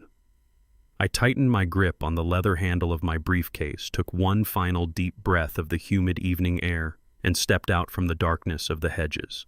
I did not shuffle. I did not hesitate. I walked onto the illuminated patio with the heavy, undeniable authority of a titan. My leather shoes clicked sharply against the imported stone pavers, a slow, deliberate, and commanding rhythm that immediately caught the attention of a nearby waiter. A few guests turned to look, their polite, gossiping smiles instantly faltering. The murmurs of conversation began to die off in a cascading wave rippling across the entire backyard until an oppressive, suffocating silence fell over the party. Megan was mid-sentence laughing at a joke her father had just made when she finally noticed the sudden, eerie quiet. She turned around, her champagne flute freezing halfway to her lips. The color completely drained from her face, leaving her looking like a terrified ghost facing her own executioner. Aaron emerged from the crowd, his jaw dropping open in sheer horror as he took in my immaculate appearance. I was not the frail, senile victim they had just spent an hour describing. I stood before them, radiating absolute, uncompromising power, a king arriving to reclaim his stolen throne. The backyard was completely paralyzed, every single eye locked on me. The suffocating silence that blanketed the backyard was only broken by the soft, nervous clinking of ice against crystal. I continued my deliberate march through the sea of horrified guests. The crowd physically parted for me, stepping aside as if making way for a phantom they had been explicitly told was locked away in a state of mental decay. At the far end of the pool, Megan stood on a raised cedar deck that was clearly constructed to serve as her personal stage for the evening. She was clutching a silver wireless microphone in her trembling manicured hand. Just moments before my arrival, she had been putting on the performance of a lifetime. I could still see the fake, forced tears glistening on her heavily powdered cheeks. She had been actively weeping crocodile tears for her affluent audience, playing the role of the exhausted, deeply burdened caretaker. When her wide, panicked eyes locked onto my tailored suit and perfectly composed posture, her brain desperately tried to salvage the crumbling narrative. She gripped the microphone tighter, her knuckles turning bone white, and forced a wavering theatrical sob into the speakers. "Oh, Wesley," she cried out, her voice dripping with a sickly, fabricated sympathy that echoed across the lawn. "You wandered out of the main house all by yourself. Everyone, please do not be alarmed. His condition makes him so terribly confused and disoriented at this hour. We just need to get him safely to his new room before he gets overwhelmed." She actually wiped a fake tear from her eye, looking out at the crowd as if silently begging for their pity. She was doubling down, banking on the hope that I would somehow stumble or play into her twisted medical fantasy. I did not stop walking. I did not break my steady, measured stride until my polished Oxfords hit the bottom step of the cedar deck. I walked right up to the elevated platform, my posture completely towering over her shrinking frame. Megan instinctively took a half step backward, her designer heels scraping against the wood. The sheer proximity to my cold, calculating stare completely shattered the last remnants of her fabricated confidence. I did not yell. I did not raise a hand in anger. I simply reached out with smooth, undeniable authority and wrapped my fingers around the sleek metal of the microphone. For a fraction of a second, she tried to maintain her grip, her manicured nails digging into the casing. But she was a coward masquerading as a titan, and the moment I applied a fraction of pressure, she surrendered it immediately, stepping away as if the metal had suddenly burned her skin. I turned my back to her, entirely dismissing her existence, and faced the crowd of Atlanta's suburban elite. I tapped the top of the microphone once with my index finger. The sharp, resonant thump echoed through the high-end sound system they had undoubtedly rented on credit. The backyard was so silent you could hear the water cycling through the swimming pool filters. "Good evening," I said. My voice did not shake. It did not waver. It resonated through the speakers with a deep, rich, and commanding baritone that instantly demanded absolute respect. It was the precise, powerful cadence of a man who had spent 4 decades dominating commercial boardrooms, negotiating multi-million-dollar development contracts, and ruthlessly crushing his corporate competitors. "I am Wesley."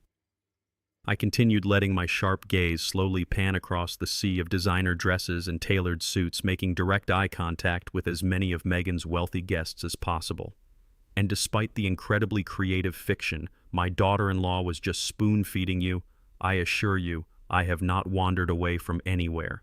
I know exactly where I am. I know exactly what day it is. And I know exactly what kind of malicious, fraudulent circus is being orchestrated on my property.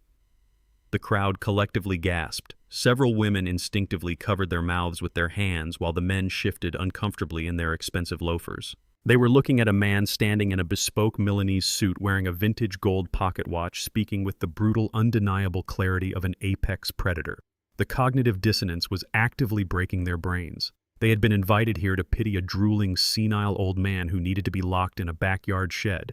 Instead, they were staring down the barrel of a fully lucid, razor-sharp corporate executive who was clearly about to detonate a bomb in the middle of their cocktail party.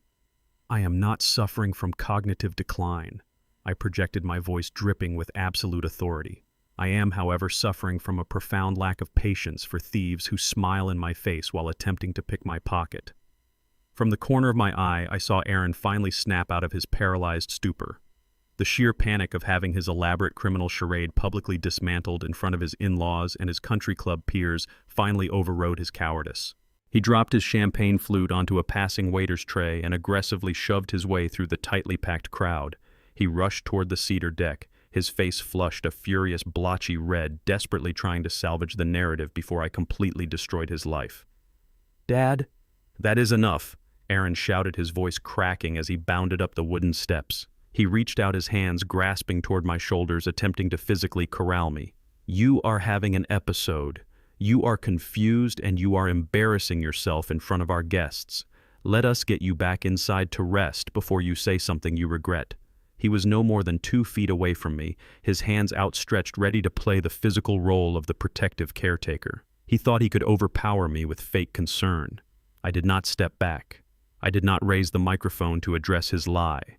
I simply turned my head, locking my eyes entirely on his. I channeled every ounce of the cold, ruthless fury I had been stockpiling since the moment I discovered that forged power of attorney. I delivered a glare so lethally sharp, so completely devoid of any paternal warmth that it acted as a physical barricade. Aaron froze instantly. His outstretched hands stopped dead in the air, trembling violently. He hit an invisible wall of pure, unadulterated dominance. "Take one more step toward me, Aaron," I whispered, my voice dropping so low it was only audible to him and the terrified woman standing behind him. "And you will leave this patio in federal handcuffs. I promise you that." All the blood completely drained from his face. His arrogant defensive posture instantly collapsed, shrinking him down into the frightened, incompetent little boy he had always truly been. His legs refused to move forward. He was completely nailed to the wooden deck, suffocated by the gravity of his own impending destruction. Having completely neutralized my son with a single look, I slowly turned back to face the captivated, utterly silent audience. The wealthy socialites and arrogant parents who had just spent the last hour judging my fabricated demise were now hanging on my every breath. I reached down to the polished wooden podium where Megan had rested her notes. I placed my slim black leather briefcase onto the surface and popped the brass latches with a sharp synchronized click that echoed loudly into the microphone. Megan and Aaron have gone to tremendous lengths and incredible expense tonight to celebrate my forced transition into that unpermitted, structurally compromised wooden box sitting at the edge of this property. I declared, my voice rising with absolute chilling clarity. They have asked for your applause. They have asked for your pity. They have asked for your blind validation. I paused, letting my hand rest heavily on the open lid of my briefcase. But before I surrender my estate and move into that shed, I announced, pulling a thick stack of forensic accounting documents and bank records from the leather interior. "I think we should all look over a few numbers together." I raised my left hand just an inch above the podium, giving the subtle, prearranged signal.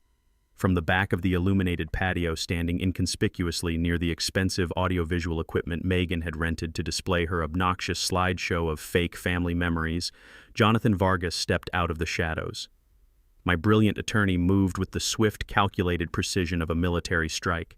He pushed past the confused teenage audiovisual technician, completely ignoring the boy's weak protests, and unceremoniously yanked the main display cable right out of Megan's presentation laptop. Jonathan immediately plugged the thick cord directly into his own encrypted device. The massive 100-inch outdoor projector screen set up beside the swimming pool flickered violently for a fraction of a second. The oversized saccharine title card reading "Welcome to Wesley's Sanctuary" vanished into the dark night. In its place, the blinding, stark white glow of a forensic accounting dashboard illuminated the entire backyard, casting harsh shadows across the faces of the wealthy attendees. Jonathan did not pause to ask for permission. He hit a single key, and the first slide of our devastating presentation maximized across the enormous canvas.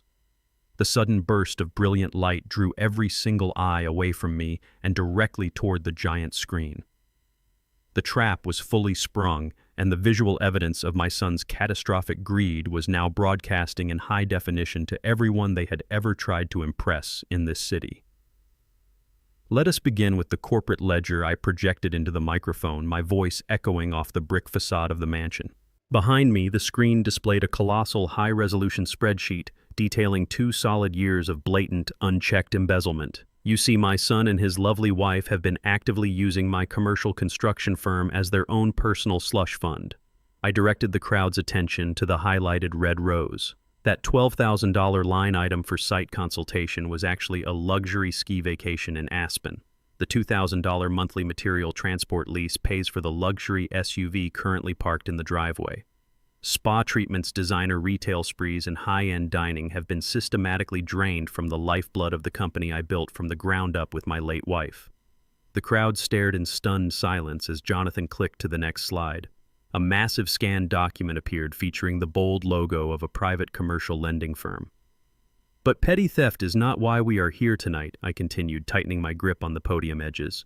"Petty theft does not fund this level of desperate, panicked extravagance. What you see right now is a formal promissory note for a $300,000 high-interest commercial loan.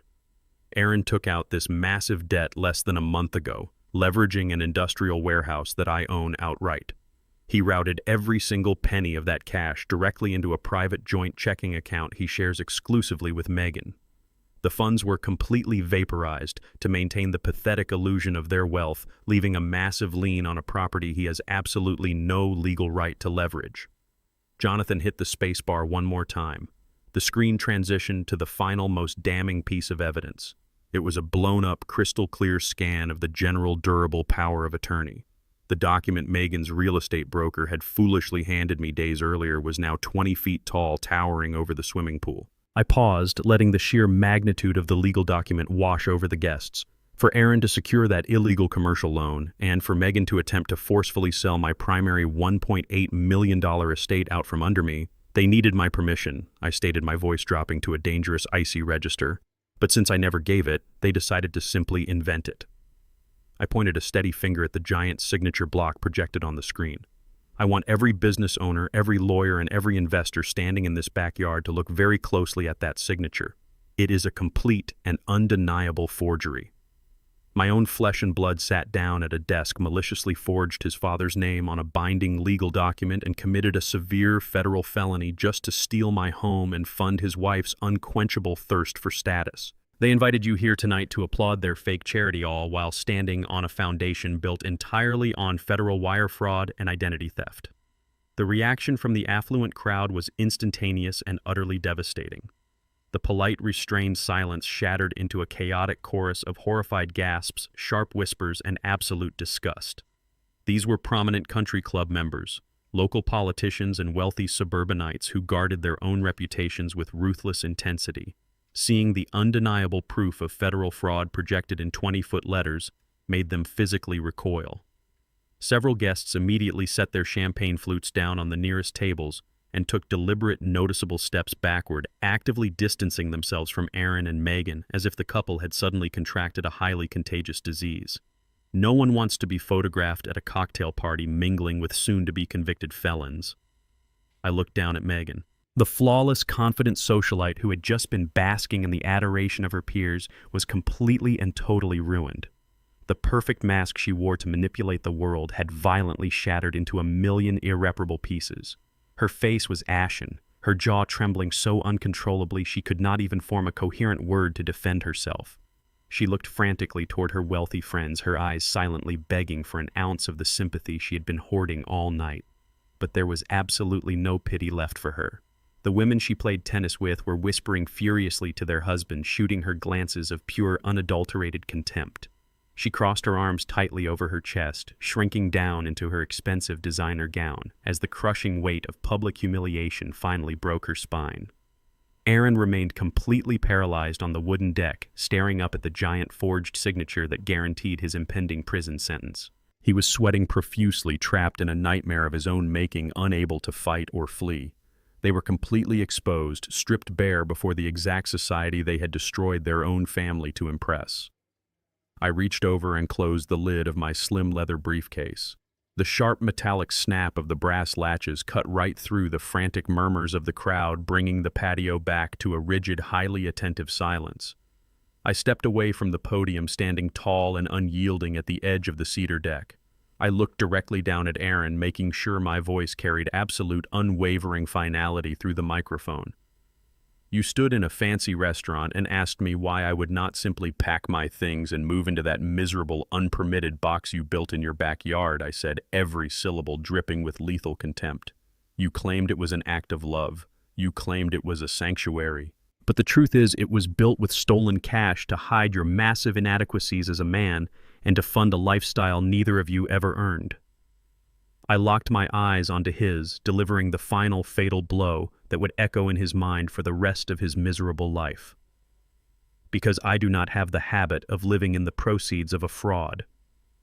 The ringing echo of my final words had barely faded into the humid Atlanta night when the illusion of high society decorum completely shattered. Arthur Megan's father shoved his way through the paralyzed crowd, his face flushed a deep, violent crimson. His wife Patricia was right behind him, her designer heels clicking frantically against the stone pavers. They marched up to the cedar deck with the blinding entitlement of people who had never been told no in their entire privileged lives. Arthur pointed a thick, shaking finger directly at my chest. "How dare you come into my daughter's home and spew these outrageous lies?" he bellowed, his voice cracking with unchecked rage. "You are nothing but a bitter, resentful old man trying to destroy a beautiful marriage because you cannot handle giving up control. You are slandering my daughter in front of her peers." Patricia stepped up beside him, crossing her arms defensively. "We know exactly what you are doing, Wesley," she hissed, her tone dripping with venom. "You have always resented Megan. You always thought she was not good enough for your son, and now you are fabricating this ridiculous, malicious display to ruin her reputation. This is targeted harassment. We will sue you for every dime you have left. We will take you to court for defamation, and we will win." They stood shoulder to shoulder, a unified front of white suburban arrogance, completely convinced that their volume and their status could somehow override the glaring 20-foot projection of federal fraud beaming behind them. I did not raise my voice. I did not flinch at Arthur's pointing finger or Patricia's empty legal threats. I stood perfectly still, letting their misplaced outrage burn itself out against the cold, unyielding reality of the situation. When Arthur finally paused to catch his breath, his chest heaving beneath his expensive blazer, I looked at him with an expression of profound, chilling pity. "You threaten me with defamation, Arthur," I said, my voice dropping to a low, dangerous rumble that commanded immediate silence from the entire patio. "Defamation requires the presentation of falsehoods. Everything projected on that screen behind me is a documented, verifiable, and legally actionable fact. But since you are so eager to jump onto the sinking ship with your daughter, I suppose I should show you the anchor she tied around your ankles." I turned back to the polished wooden podium and popped the brass latches of my black leather briefcase for the second time tonight. I reached past the forensic accounting reports and the forged power of attorney. From the very bottom of the case, I extracted a heavy red manila folder.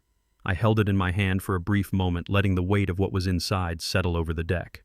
Arthur and Patricia watched me, their aggressive posturing faltering just a fraction as they realized I was not acting like a man intimidated by their threats. I stepped forward and dropped the red folder onto the cocktail table right in front of them. It hit the glass surface with a sharp, heavy thud that made Patricia jump. "Open it," I commanded, my eyes locked dead on Arthur. "If you are so absolutely certain of your daughter's flawless character, if you truly believe I am simply a resentful old man fabricating evidence out of thin air, then open that file and read the documents for yourself." Arthur glared at me, his jaw clenching tightly, but he reached out and snatched the folder off the table. He ripped it open with a defiant sneer, ready to scoff at whatever paperwork I had provided. Patricia leaned over his shoulder, her eyes narrowing as she tried to make sense of the dense legal text on the first page. I watched the exact moment the arrogant defiance began to drain from their faces. It was a slow, agonizing realization. The bold black letters at the top of the document were not from my commercial construction firm. They were not from Aaron's fraudulent commercial lender. They were from the exact private wealth management group that Arthur and Patricia had used to store their entire life savings.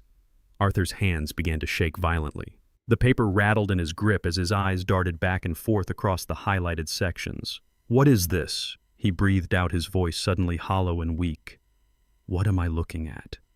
I took a slow, deliberate step closer to them, invading their personal space just enough to let them feel the absolute gravity of their daughter's betrayal.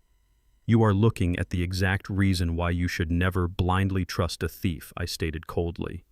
"Even when that thief shares your last name and wears a designer gown paid for with stolen money. While you were busy praising your daughter's saintly charity and threatening to sue me for defamation, Jonathan Vargas was conducting a comprehensive deep dive audit into every single financial maneuver Megan has made over the last 2 years," I explained, projecting my voice so the remaining guests could hear the absolute devastation. We needed to know exactly how they managed to maintain their lavish lifestyle before Aaron committed federal wire fraud. "It turns out, Arthur, your daughter did not just target my company. 6 months ago, Megan approached your wealth management firm. She utilized the emergency financial proxy you granted her when you had your heart surgery last year. Do you remember that proxy, Arthur? The one she swore she would only use if you were incapacitated." Arthur's face turned a sickening shade of gray. He could not speak. He could only stare at the paperwork as I outlined his financial execution. "She did not use it for a medical emergency," I continued relentlessly. She used your proxy to leverage your entire fully vested retirement portfolio as collateral for a high-yield short-term vanity loan. She drained hundreds of thousands of dollars in equity from your lifetime of hard work to cover the massive credit card debts she accrued buying luxury cars, designer wardrobes, and lavish vacations. She effectively mortgaged your future to finance her present. And because she and Aaron are now entirely broke, completely cut off from my corporate accounts, and facing imminent foreclosure on this very mansion that short-term loan is currently in default, the bank is not going to politely ask for their money back. They are going to aggressively liquidate your retirement accounts by the end of the business week. She did not just rob me, Arthur. She completely bankrupted you. She smiled in your face, poured you champagne, and accepted your praise tonight, fully knowing that you will be answering calls from debt collectors on Monday morning. Your golden years have been entirely liquidated to fund her country club membership. The color completely vanished from Patricia's face. She let out a sharp, choked gasp, her hands flying up to cover her mouth as the staggering reality of their financial ruin crashed down upon her. Arthur physically staggered backward, his legs giving out as he collapsed heavily into a nearby patio chair. The red folder slipped from his trembling hands, the documents scattering across the stone pavers like a death sentence. Megan broke away from her paralyzed stance near the projector screen and rushed toward them. "Mom, Dad, please let me explain," she sobbed hysterically, dropping to her knees beside Arthur's chair. "It was just a temporary loan. We were going to pay it back. I swear we were going to fix it." Arthur slowly lifted his head. He did not look at her with the protective love of a father. He looked at her with pure, unadulterated revulsion. "Do not call me Dad." He rasped, his voice shaking with absolute disgust. "You stole our entire lives. You are no daughter of mine. Do not ever speak to us again." Patricia turned her back, completely sobbing into her hands. Megan collapsed onto the deck, entirely abandoned, wailing as her perfect world finally burned to ash. Megan's pathetic wailing was the only sound echoing across the illuminated patio, but it did not last long. In the distance, cutting through the thick, humid Atlanta night, a sharp, rising wail pierced the air. It was not a single siren. It was a coordinated chorus of heavy emergency vehicles rapidly approaching the affluent Buckhead neighborhood. The remaining socialites exchanged nervous glances as the unmistakable screech of tires halted violently at the front of the estate. Seconds later, the harsh, rhythmic flash of red and blue emergency lights began to strobe aggressively against the brick facade of the mansion, casting frantic, colorful shadows across the surface of the swimming pool. The heavy wooden side gates, which had previously allowed caterers to discreetly enter the backyard, were abruptly shoved open with commanding force. A team of stern-faced individuals marched onto the patio. Leading the pack was the local county sheriff, his hand resting casually but firmly near his duty belt. Flanking him were 3 men and 1 woman dressed in sharp, unassuming tactical windbreakers, bearing the bold yellow letters of the Federal Bureau of Investigation. Right beside the lead federal agent walked my attorney, Jonathan Vargas, looking as calm and collected as a seasoned general overseeing a conquered battlefield. The armed officers did not pause to ask for the host. They bypassed the terrified caterers and the paralyzed elite guests, making a direct, unyielding beeline straight for the cedar deck where Aaron and Megan were trapped. The ultimate consequences of their arrogance had finally arrived at their doorstep. The lead federal agent stepped onto the wooden deck, his posture radiating absolute authority. He reached inside his tactical windbreaker and retrieved a thick stack of folded legal documents entirely different from the ones I had just presented on the projector. "Aaron Wesley," the agent announced, his voice projecting clearly across the silent, captivated audience. "I have in my possession a federal arrest warrant issued by the United States District Court. You are being taken into custody on multiple felony charges, including but not limited to federal wire fraud, aggravated identity theft, and conspiracy to commit bank fraud." Aaron physically recoiled as if he had been struck by lightning. His eyes darted wildly between the federal agents, the sheriff, and my unwavering stance at the edge of the patio. "No, wait," Aaron stammered, raising his trembling hands in a pathetic gesture of surrender. "There is a massive misunderstanding here. I am the chief executive officer of the commercial firm. I had implied authorization for those transactions. You cannot just come into my home and arrest me based on a family dispute." The federal agent did not flinch. He took a deliberate step forward, completely unfazed by my son's desperate, stuttering defense. "This is not a family dispute, Aaron," the agent clarified coldly. "You walked into a private commercial lending institution and secured a $300,000 high-interest loan against an industrial property you do not legally own. You executed this transaction using a deliberately forged general durable power of attorney. We have the fraudulent documents you submitted. We have the corresponding bank transfer receipts routing those stolen funds into your private joint accounts. And we have sworn statements from the notary public confirming their seal was digitally altered. You crossed state banking lines with those wire transfers, elevating your petty theft to a federal crime carrying severe mandatory minimum sentencing." The agent turned his sharp gaze toward the floor, looking directly down at Megan, who was still clutching her ruined designer gown, trembling violently beside her father's abandoned chair. "Megan Wesley." The agent continued, his tone devoid of any sympathy. "You are also named in this federal indictment as a co-conspirator. Your signature is present on the receiving joint accounts, and financial audits confirm you personally authorized the expenditure of the stolen commercial funds to cover your private luxury debts. Furthermore, local authorities have a secondary warrant regarding the fraudulent leveraging of a private retirement portfolio belonging to Arthur and Patricia." The sheer weight of the charges hung over the backyard like an anvil. The elite crowd of onlookers shrank back even further, horrified by the staggering laundry list of severe felonies being read aloud at a housewarming party. Aaron shook his head frantically, his tailored shirt now completely soaked in a cold, terrified sweat. "Dad, tell them," Aaron pleaded, finally looking at me with eyes full of absolute naked desperation. "Tell them you gave me verbal permission. Tell them it was an aggressive business strategy. You cannot let them take me to federal prison." I looked at the man who had forged my name, stolen my assets, and tried to lock me in a backyard shed. "I gave you a multi-million-dollar empire, Aaron," I said with a chilling finality. "You chose to trade it for a jail cell. I cannot save you from the consequences of your own greed." The reality of the federal indictment finally snapped Megan out of her paralyzed state. The instinct for pure, selfish survival kicked in, completely obliterating any remaining loyalty she held for her husband. She scrambled to her feet, her expensive heels slipping wildly on the cedar deck, and pointed a shaking finger directly at Aaron. "I did not know anything about a forged signature," Megan shrieked, her voice echoing shrilly across the yard. "I am just his wife. He handles all the corporate finances. He told me the company was doing exceptionally well and that we had surplus capital. I never asked him to steal money or leverage any warehouses. He is a liar and a thief. You need to arrest him, not me." I had absolutely no idea what he was doing behind closed doors. Aaron stared at his wife, utterly betrayed, his jaw dropping as she actively tried to feed him to the federal agents to save her own skin. But Jonathan Vargas simply adjusted his glasses and stepped forward. "Actually, Megan, that is a verifiable lie," Jonathan stated calmly. He pulled a small digital audio recorder from his suit pocket and held it up for the entire patio to see. "My client Wesley anticipated your sudden onset of amnesia. 2 days ago, when you brought a fraudulent neurologist into his home to declare him mentally incompetent, you loudly and explicitly complained about his financial lockdown.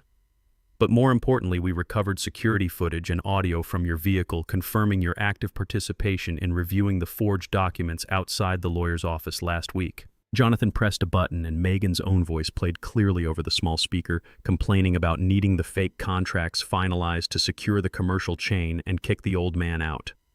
Megan gasped, her hands flying to her mouth. She had unknowingly provided the exact verbal confession required to cement her role as a willing, active co-conspirator in the federal fraud case. There was no escape. The federal agent gave a swift, silent nod to his tactical team. The officers moved in with practiced efficiency. There was a sharp metallic click that cut through the humid night air as heavy steel handcuffs were snapped forcefully around Aaron's wrists. A female agent stepped up behind Megan, securing her arms behind her back with equal precision. Megan began to sob uncontrollably, the expensive fabric of her gown tearing slightly as she struggled against the unyielding grip of the federal officer.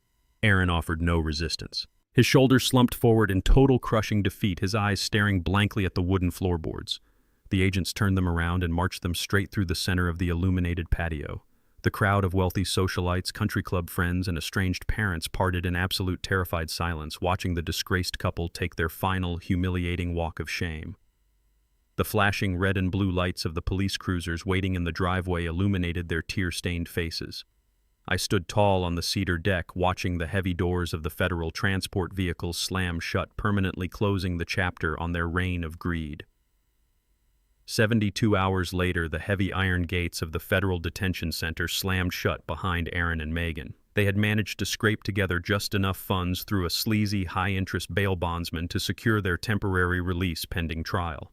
There were no luxury SUVs waiting for them outside the precinct, no sympathetic country club friends offering a comfortable ride. They were forced to take a cramped, foul-smelling city cab back to the affluent Buckhead neighborhood, sitting in suffocating silence as the reality of their impending criminal prosecution weighed heavily on their shoulders. They looked thoroughly defeated. Megan's hair was a tangled, greasy mess, her designer gown swapped for drab, oversized holding cell sweats, and Aaron's posture was entirely broken. They just wanted to crawl into their custom king-sized bed, lock the heavy doors, and hide from the world that had just watched them get hauled away in handcuffs. But as the cab turned the corner onto their exclusive tree-lined street, the driver abruptly slammed on the brakes. Aaron looked out the smudged passenger window and let out a strangled, horrifying gasp. Piled unceremoniously on the immaculate green curb, stretching for 30 feet across the pristine suburban sidewalk, was their entire superficial life. Velvet love seats, expensive golf clubs, boxes of Megan's designer shoes, and massive flat-screen televisions were stacked in a chaotic, humiliating mountain of debris. A crew of muscular men in matching gray work shirts were actively carrying the last of their custom mahogany dining chairs out the front door, dumping them callously onto the growing pile of discarded wealth. Aaron threw a crumpled $20 bill at the cab driver and scrambled out of the back seat, sprinting up the cobblestone driveway with Megan stumbling frantically behind him. "Hey!" Aaron screamed, his voice cracking with a pathetic mixture of exhaustion and blind rage. "Put that down right now. You are trespassing. I am calling the police. This is my property." He charged up the grand front steps, ready to physically assault the nearest mover. But a pair of broad-shouldered private security contractors stepped smoothly into his path, crossing their arms like impenetrable stone walls. Standing directly behind them, positioned at the top of the marble entryway, with a leather clipboard resting casually in his hand, was Jonathan Vargas. My brilliant attorney looked down at my son with an expression of absolute clinical detachment. "You do not need to call the police, Aaron," Jonathan stated, his voice carrying effortlessly over the noise of the moving crew. "They have already been notified of the eviction protocol, and they have explicitly authorized us to clear the premises." Aaron stopped dead in his tracks, his chest heaving aggressively as he stared up at the lawyer. "Eviction," he sputtered, his face turning a chaotic shade of purple. "You cannot evict me. I own this mansion. I have a mortgage with a legitimate bank. You cannot just throw my wife's belongings onto the street without a formal court order." Jonathan slowly descended the first 2 marble steps, maintaining a safe but dominant distance. "You did have a mortgage," Jonathan corrected smoothly, flipping a crisp page on his clipboard. "But as I am sure you vividly recall, your corporate income was reduced to 0, and you failed to make your primary servicing payment this month. Furthermore, your highly public arrest for federal wire fraud triggered a standard moral turpitude and criminal liability acceleration clause buried deep in the fine print of your original loan agreement. The entity that purchased your debt last week, Ironclad Holdings LLC, exercised its absolute legal right to call the entire balance of the loan due immediately. When you failed to produce $3 million in cash by midnight yesterday, they initiated a rapid commercial foreclosure. The county judge reviewed your ongoing federal indictment, recognized the extreme flight risk and the complete lack of verifiable income, and granted an expedited writ of possession this morning. The locks have been changed. The alarm codes have been reset. You do not own this property anymore. You are officially trespassing on private corporate real estate." Megan let out a shrill, devastated wail, dropping to her knees on the cobblestone driveway as she watched a mover toss her imported silk pillows onto the dirty concrete. "You stole our house," she sobbed, clutching her head in her hands. Aaron's hands shook violently as he stared at the massive mountain of his evicted belongings. His mind, entirely fractured by the relentless events of the past week, struggled to process the sheer velocity of his financial ruin. Ironclad Holdings. He muttered, his eyes darting frantically toward Jonathan. "Who the hell is Ironclad Holdings? I never signed anything with them. I will sue them. I will drag whatever predatory investment firm this is into federal court and expose them for illegal foreclosure practices. Give me the name of the managing director right now." Jonathan Vargas did not blink. He did not raise his voice. He simply reached into his tailored suit jacket and withdrew a single crisply folded sheet of heavy stock paper. He held it out, letting it flutter slightly in the morning breeze. "You do not need to file a lawsuit to find the managing director," Aaron Jonathan said, his voice dropping to a low, lethal register. "You just need to read the articles of incorporation." Aaron snatched the paper, his manic eyes scanning the bold black text of the state registry document. He read the corporate address. He read the registered agent. And then his eyes locked onto the primary shareholder and sole managing member of Ironclad Holdings, LLC. His breath hitched sharply in his throat. All the remaining color completely drained from his face. The heavy legal paper slipped from his trembling fingers, drifting slowly onto the cobblestones. Megan looked up, her mascara-stained face contorted in pure confusion. "Aaron, who is it?" she pleaded, grabbing the fabric of his pant leg. "Who took the house?" Aaron could not even look at her. He stared blankly at the heavy oak doors of the mansion, his spirit entirely and permanently broken. "It is my father," he whispered, the absolute devastation hollowing out his voice. "He bought the debt. He owns the company that just threw us on the street." The sheer magnificent reality of their complete annihilation finally settled over the driveway. They had no corporate accounts, no luxury vehicles, no affluent country club friends, and now absolutely no roof over their heads. They were officially and entirely homeless, utterly defeated by the very man they had tried to casually discard and lock away. Jonathan Vargas offered absolutely zero sympathy. He walked down the final marble steps, stopping just a few feet away from Aaron's defeated, slumped figure. He reached deep into his trouser pocket and pulled out a cheap, tarnished, and slightly rusted brass key attached to a frayed piece of string. Jonathan tossed the key casually through the air. It hit the cobblestone driveway with a sharp, pathetic clatter, bouncing to a dead stop right against the toe of Aaron's scuffed shoe. "Wesley sends his absolute highest regards," Jonathan stated coldly, turning his back to walk back into the newly acquired mansion. "He wanted me to remind you that since you no longer have a primary residence, you are more than welcome to go live in that unpermitted, uninsulated wooden shed you built in his backyard." The sky over Atlanta had turned a bruised, heavy purple by the time the rusted hinge of my front gate whined open. I stood in the foyer watching the high-definition security monitor as Aaron dragged his feet up the long, winding driveway of my estate. He looked absolutely unrecognizable. The arrogant, tailored executive who had sat across from me at the steakhouse just weeks ago was completely gone. In his place was a broken, desperate man shivering in the humid evening air. He wore the same wrinkled button-down shirt he had been arrested in, stained with sweat and dirt from digging through the pile of his evicted belongings on the curb. His shoulders were slumped, his face unshaven, and his eyes carried the hollow, frantic panic of a cornered animal realizing there was no way out. He did not march up the front steps with his usual unwarranted authority. He practically crawled his scuffed shoes, dragging against the stone pavers. He reached the heavy oak door and raised a trembling fist, knocking with a pathetic, weak rhythm. I let him wait. I let the oppressive silence of the estate press down on him for 3 full minutes before I finally turned the brass deadbolt and pulled the door open. Aaron stood on my porch, shivering, tears already brimming in his bloodshot eyes. "Dad," he choked out, his voice cracking violently. "Please, I have nowhere else to go. The public defender they assigned me is completely useless. I am looking at 20 years in federal prison. I need money for a real lawyer. I am begging you, please help me." I did not step aside to let him in.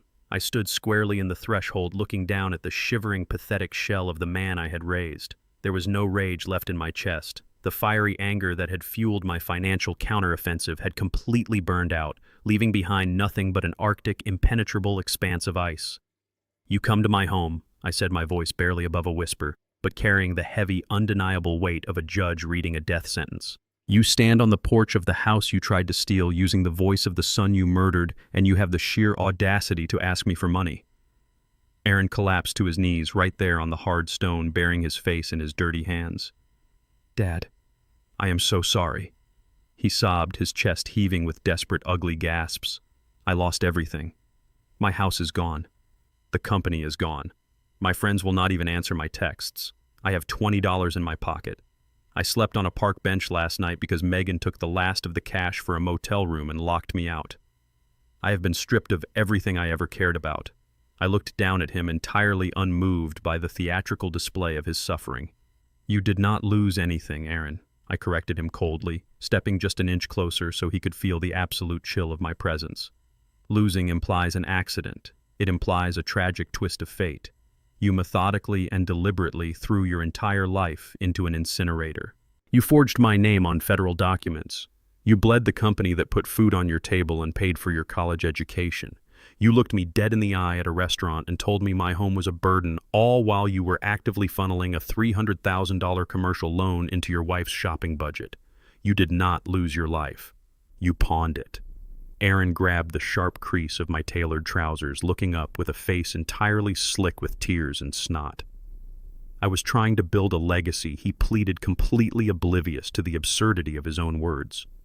I wanted to be a titan like you. I wanted to show you I could take the company to the next level. I wanted you to be proud of me. You wanted the crown without carrying the weight of the sword, I replied, my voice slicing through his pathetic justifications like a razor blade.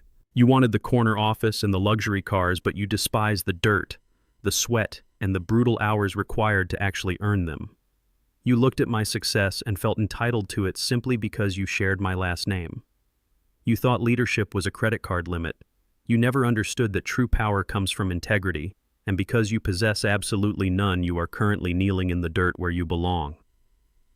Aaron shook his head violently, desperate to find a scapegoat for his own monumental failures. It was Megan, he blurted out, his voice rising in a frantic, cowardly pitch. It was all her idea, Dad. I swear to you, she was the one who demanded the Buckhead mansion.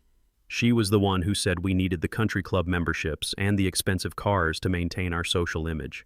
She pushed me to take out those loans. She manipulated me into forging the power of attorney because she said you were hoarding the wealth and holding us back. She poisoned my mind against you.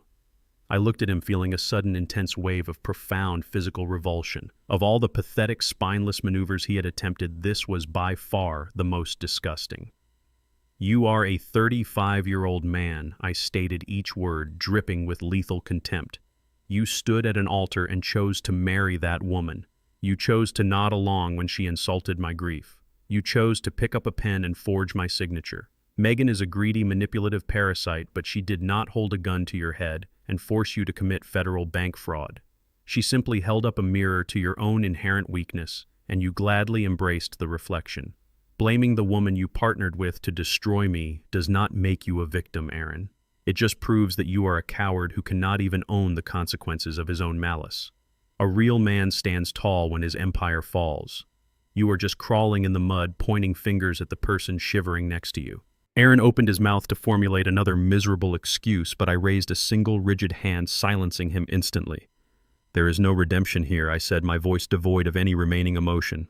I spent my entire life building a sanctuary for my family, and you tried to lock me in a shed. You are no longer my son.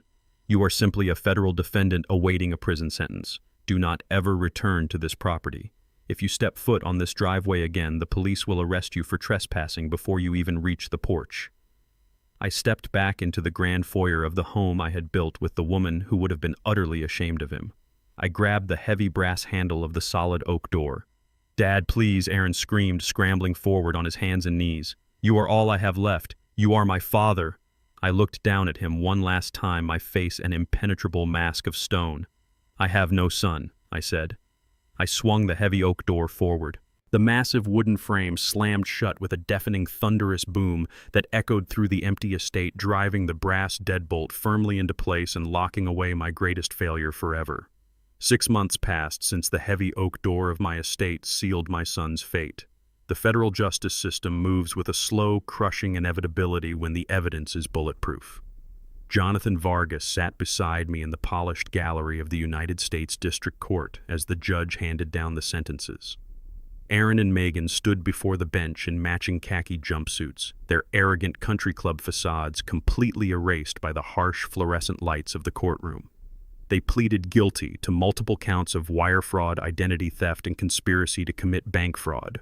The judge showed zero leniency, sentencing them both to 12 years in federal prison without the possibility of early parole. They did not look back at me as the marshals led them away in heavy iron chains. Their absence left a massive necessary void. The only piece of their shattered lives that I salvaged was the only piece that truly mattered. The family court judge granted me full, uncontested custody of my 8-year-old grandson, Dominic. Megan's parents, still reeling from their own devastating bankruptcy caused by their daughter's treachery, did not even attempt to fight me for him. They had retreated into humiliated obscurity. Dominic moved into the sprawling guest room of my estate the very next day. He was quiet at first, carrying the heavy trauma of his parents' spectacular collapse, but the resilient spirit of my father lived inside that boy. With my grandson safe under my roof, I turned my absolute focus toward purging the final remnants of Aaron's toxic incompetence from my commercial construction empire. I did not step back into the role of chief executive officer. I had spent 40 years grinding my joints into dust to build that company, and I had no intention of spending my final chapter sitting in a high-rise boardroom. Instead, I executed a massive strategic corporate restructuring.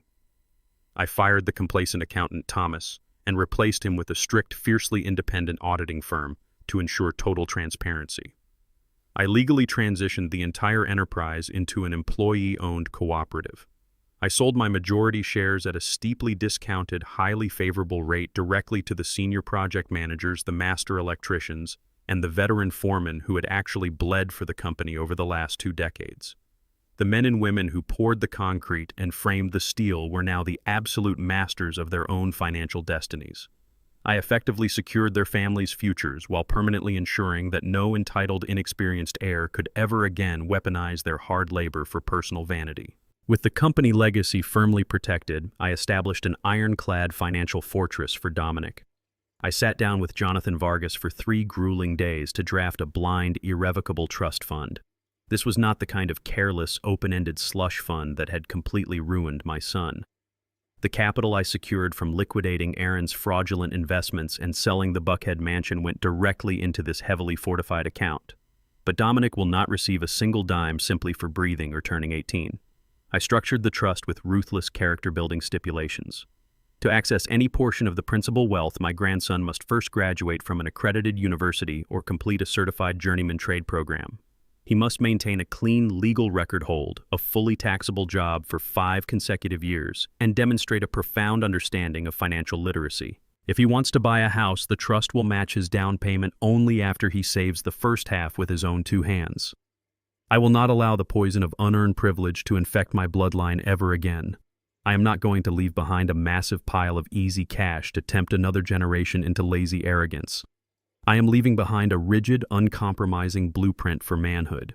If Dominic wants to wield the kind of power I built, he is going to have to sweat for it, bleed for it, and earn it exactly the way I did. I will give him the absolute best education, a safe home, and my unwavering guidance, but I will never again make the fatal mistake of funding a life that lacks a foundation of integrity. The dust has finally settled over my estate. It is a bright, unusually cool Tuesday morning in Atlanta. I am sitting in the deep, comfortable wicker chair on my wraparound front porch, holding a steaming mug of strong black coffee.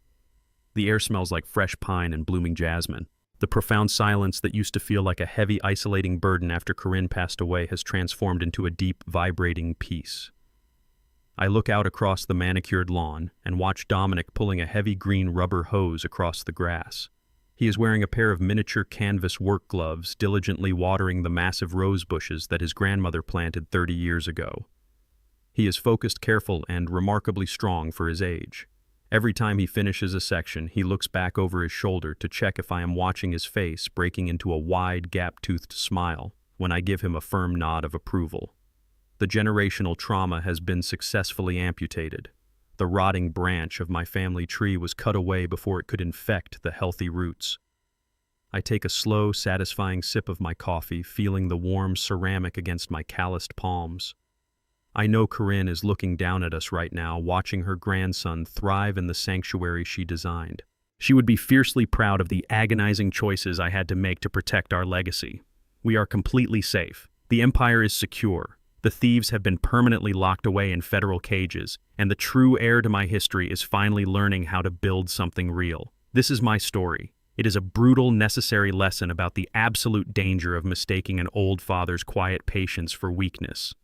Too many people in this world believe that age strips away a man's teeth. They think a quiet retirement makes you a soft, easily manipulated target. But a wolf resting in the shade is still a wolf, and true power does not diminish simply because it is no longer shouting. Never let greedy relatives, entitled children, or arrogant in-laws mistake your hard-earned generosity for an invitation to steal your dignity. You owe them absolutely nothing but the consequences of their own malicious actions. If you enjoyed hearing how I dismantled my son's fraudulent empire and took back control of my life, let me know which city or country you are listening from down in the comments section. Hit the like button and subscribe to the channel if you believe respect is earned through hard work, not stolen through sheer entitlement. Thank you for your incredible support, and I will see you in the next story. Stay sharp and always protect what is yours. The most vital lesson I took from this entire ordeal is that unconditional love should never equal unconditional access to your life's work. As parents, we are naturally wired to provide, but we must never let that parental instinct blind us to the harsh reality of our children's actions. True love requires strict accountability. When you blindly finance a lifestyle they haven't earned, you aren't helping them build a future. You are actively funding their moral decay. You must protect your peace, your assets, and your dignity with the exact same ferocity you used to build them, even if the threat comes from your own flesh and blood.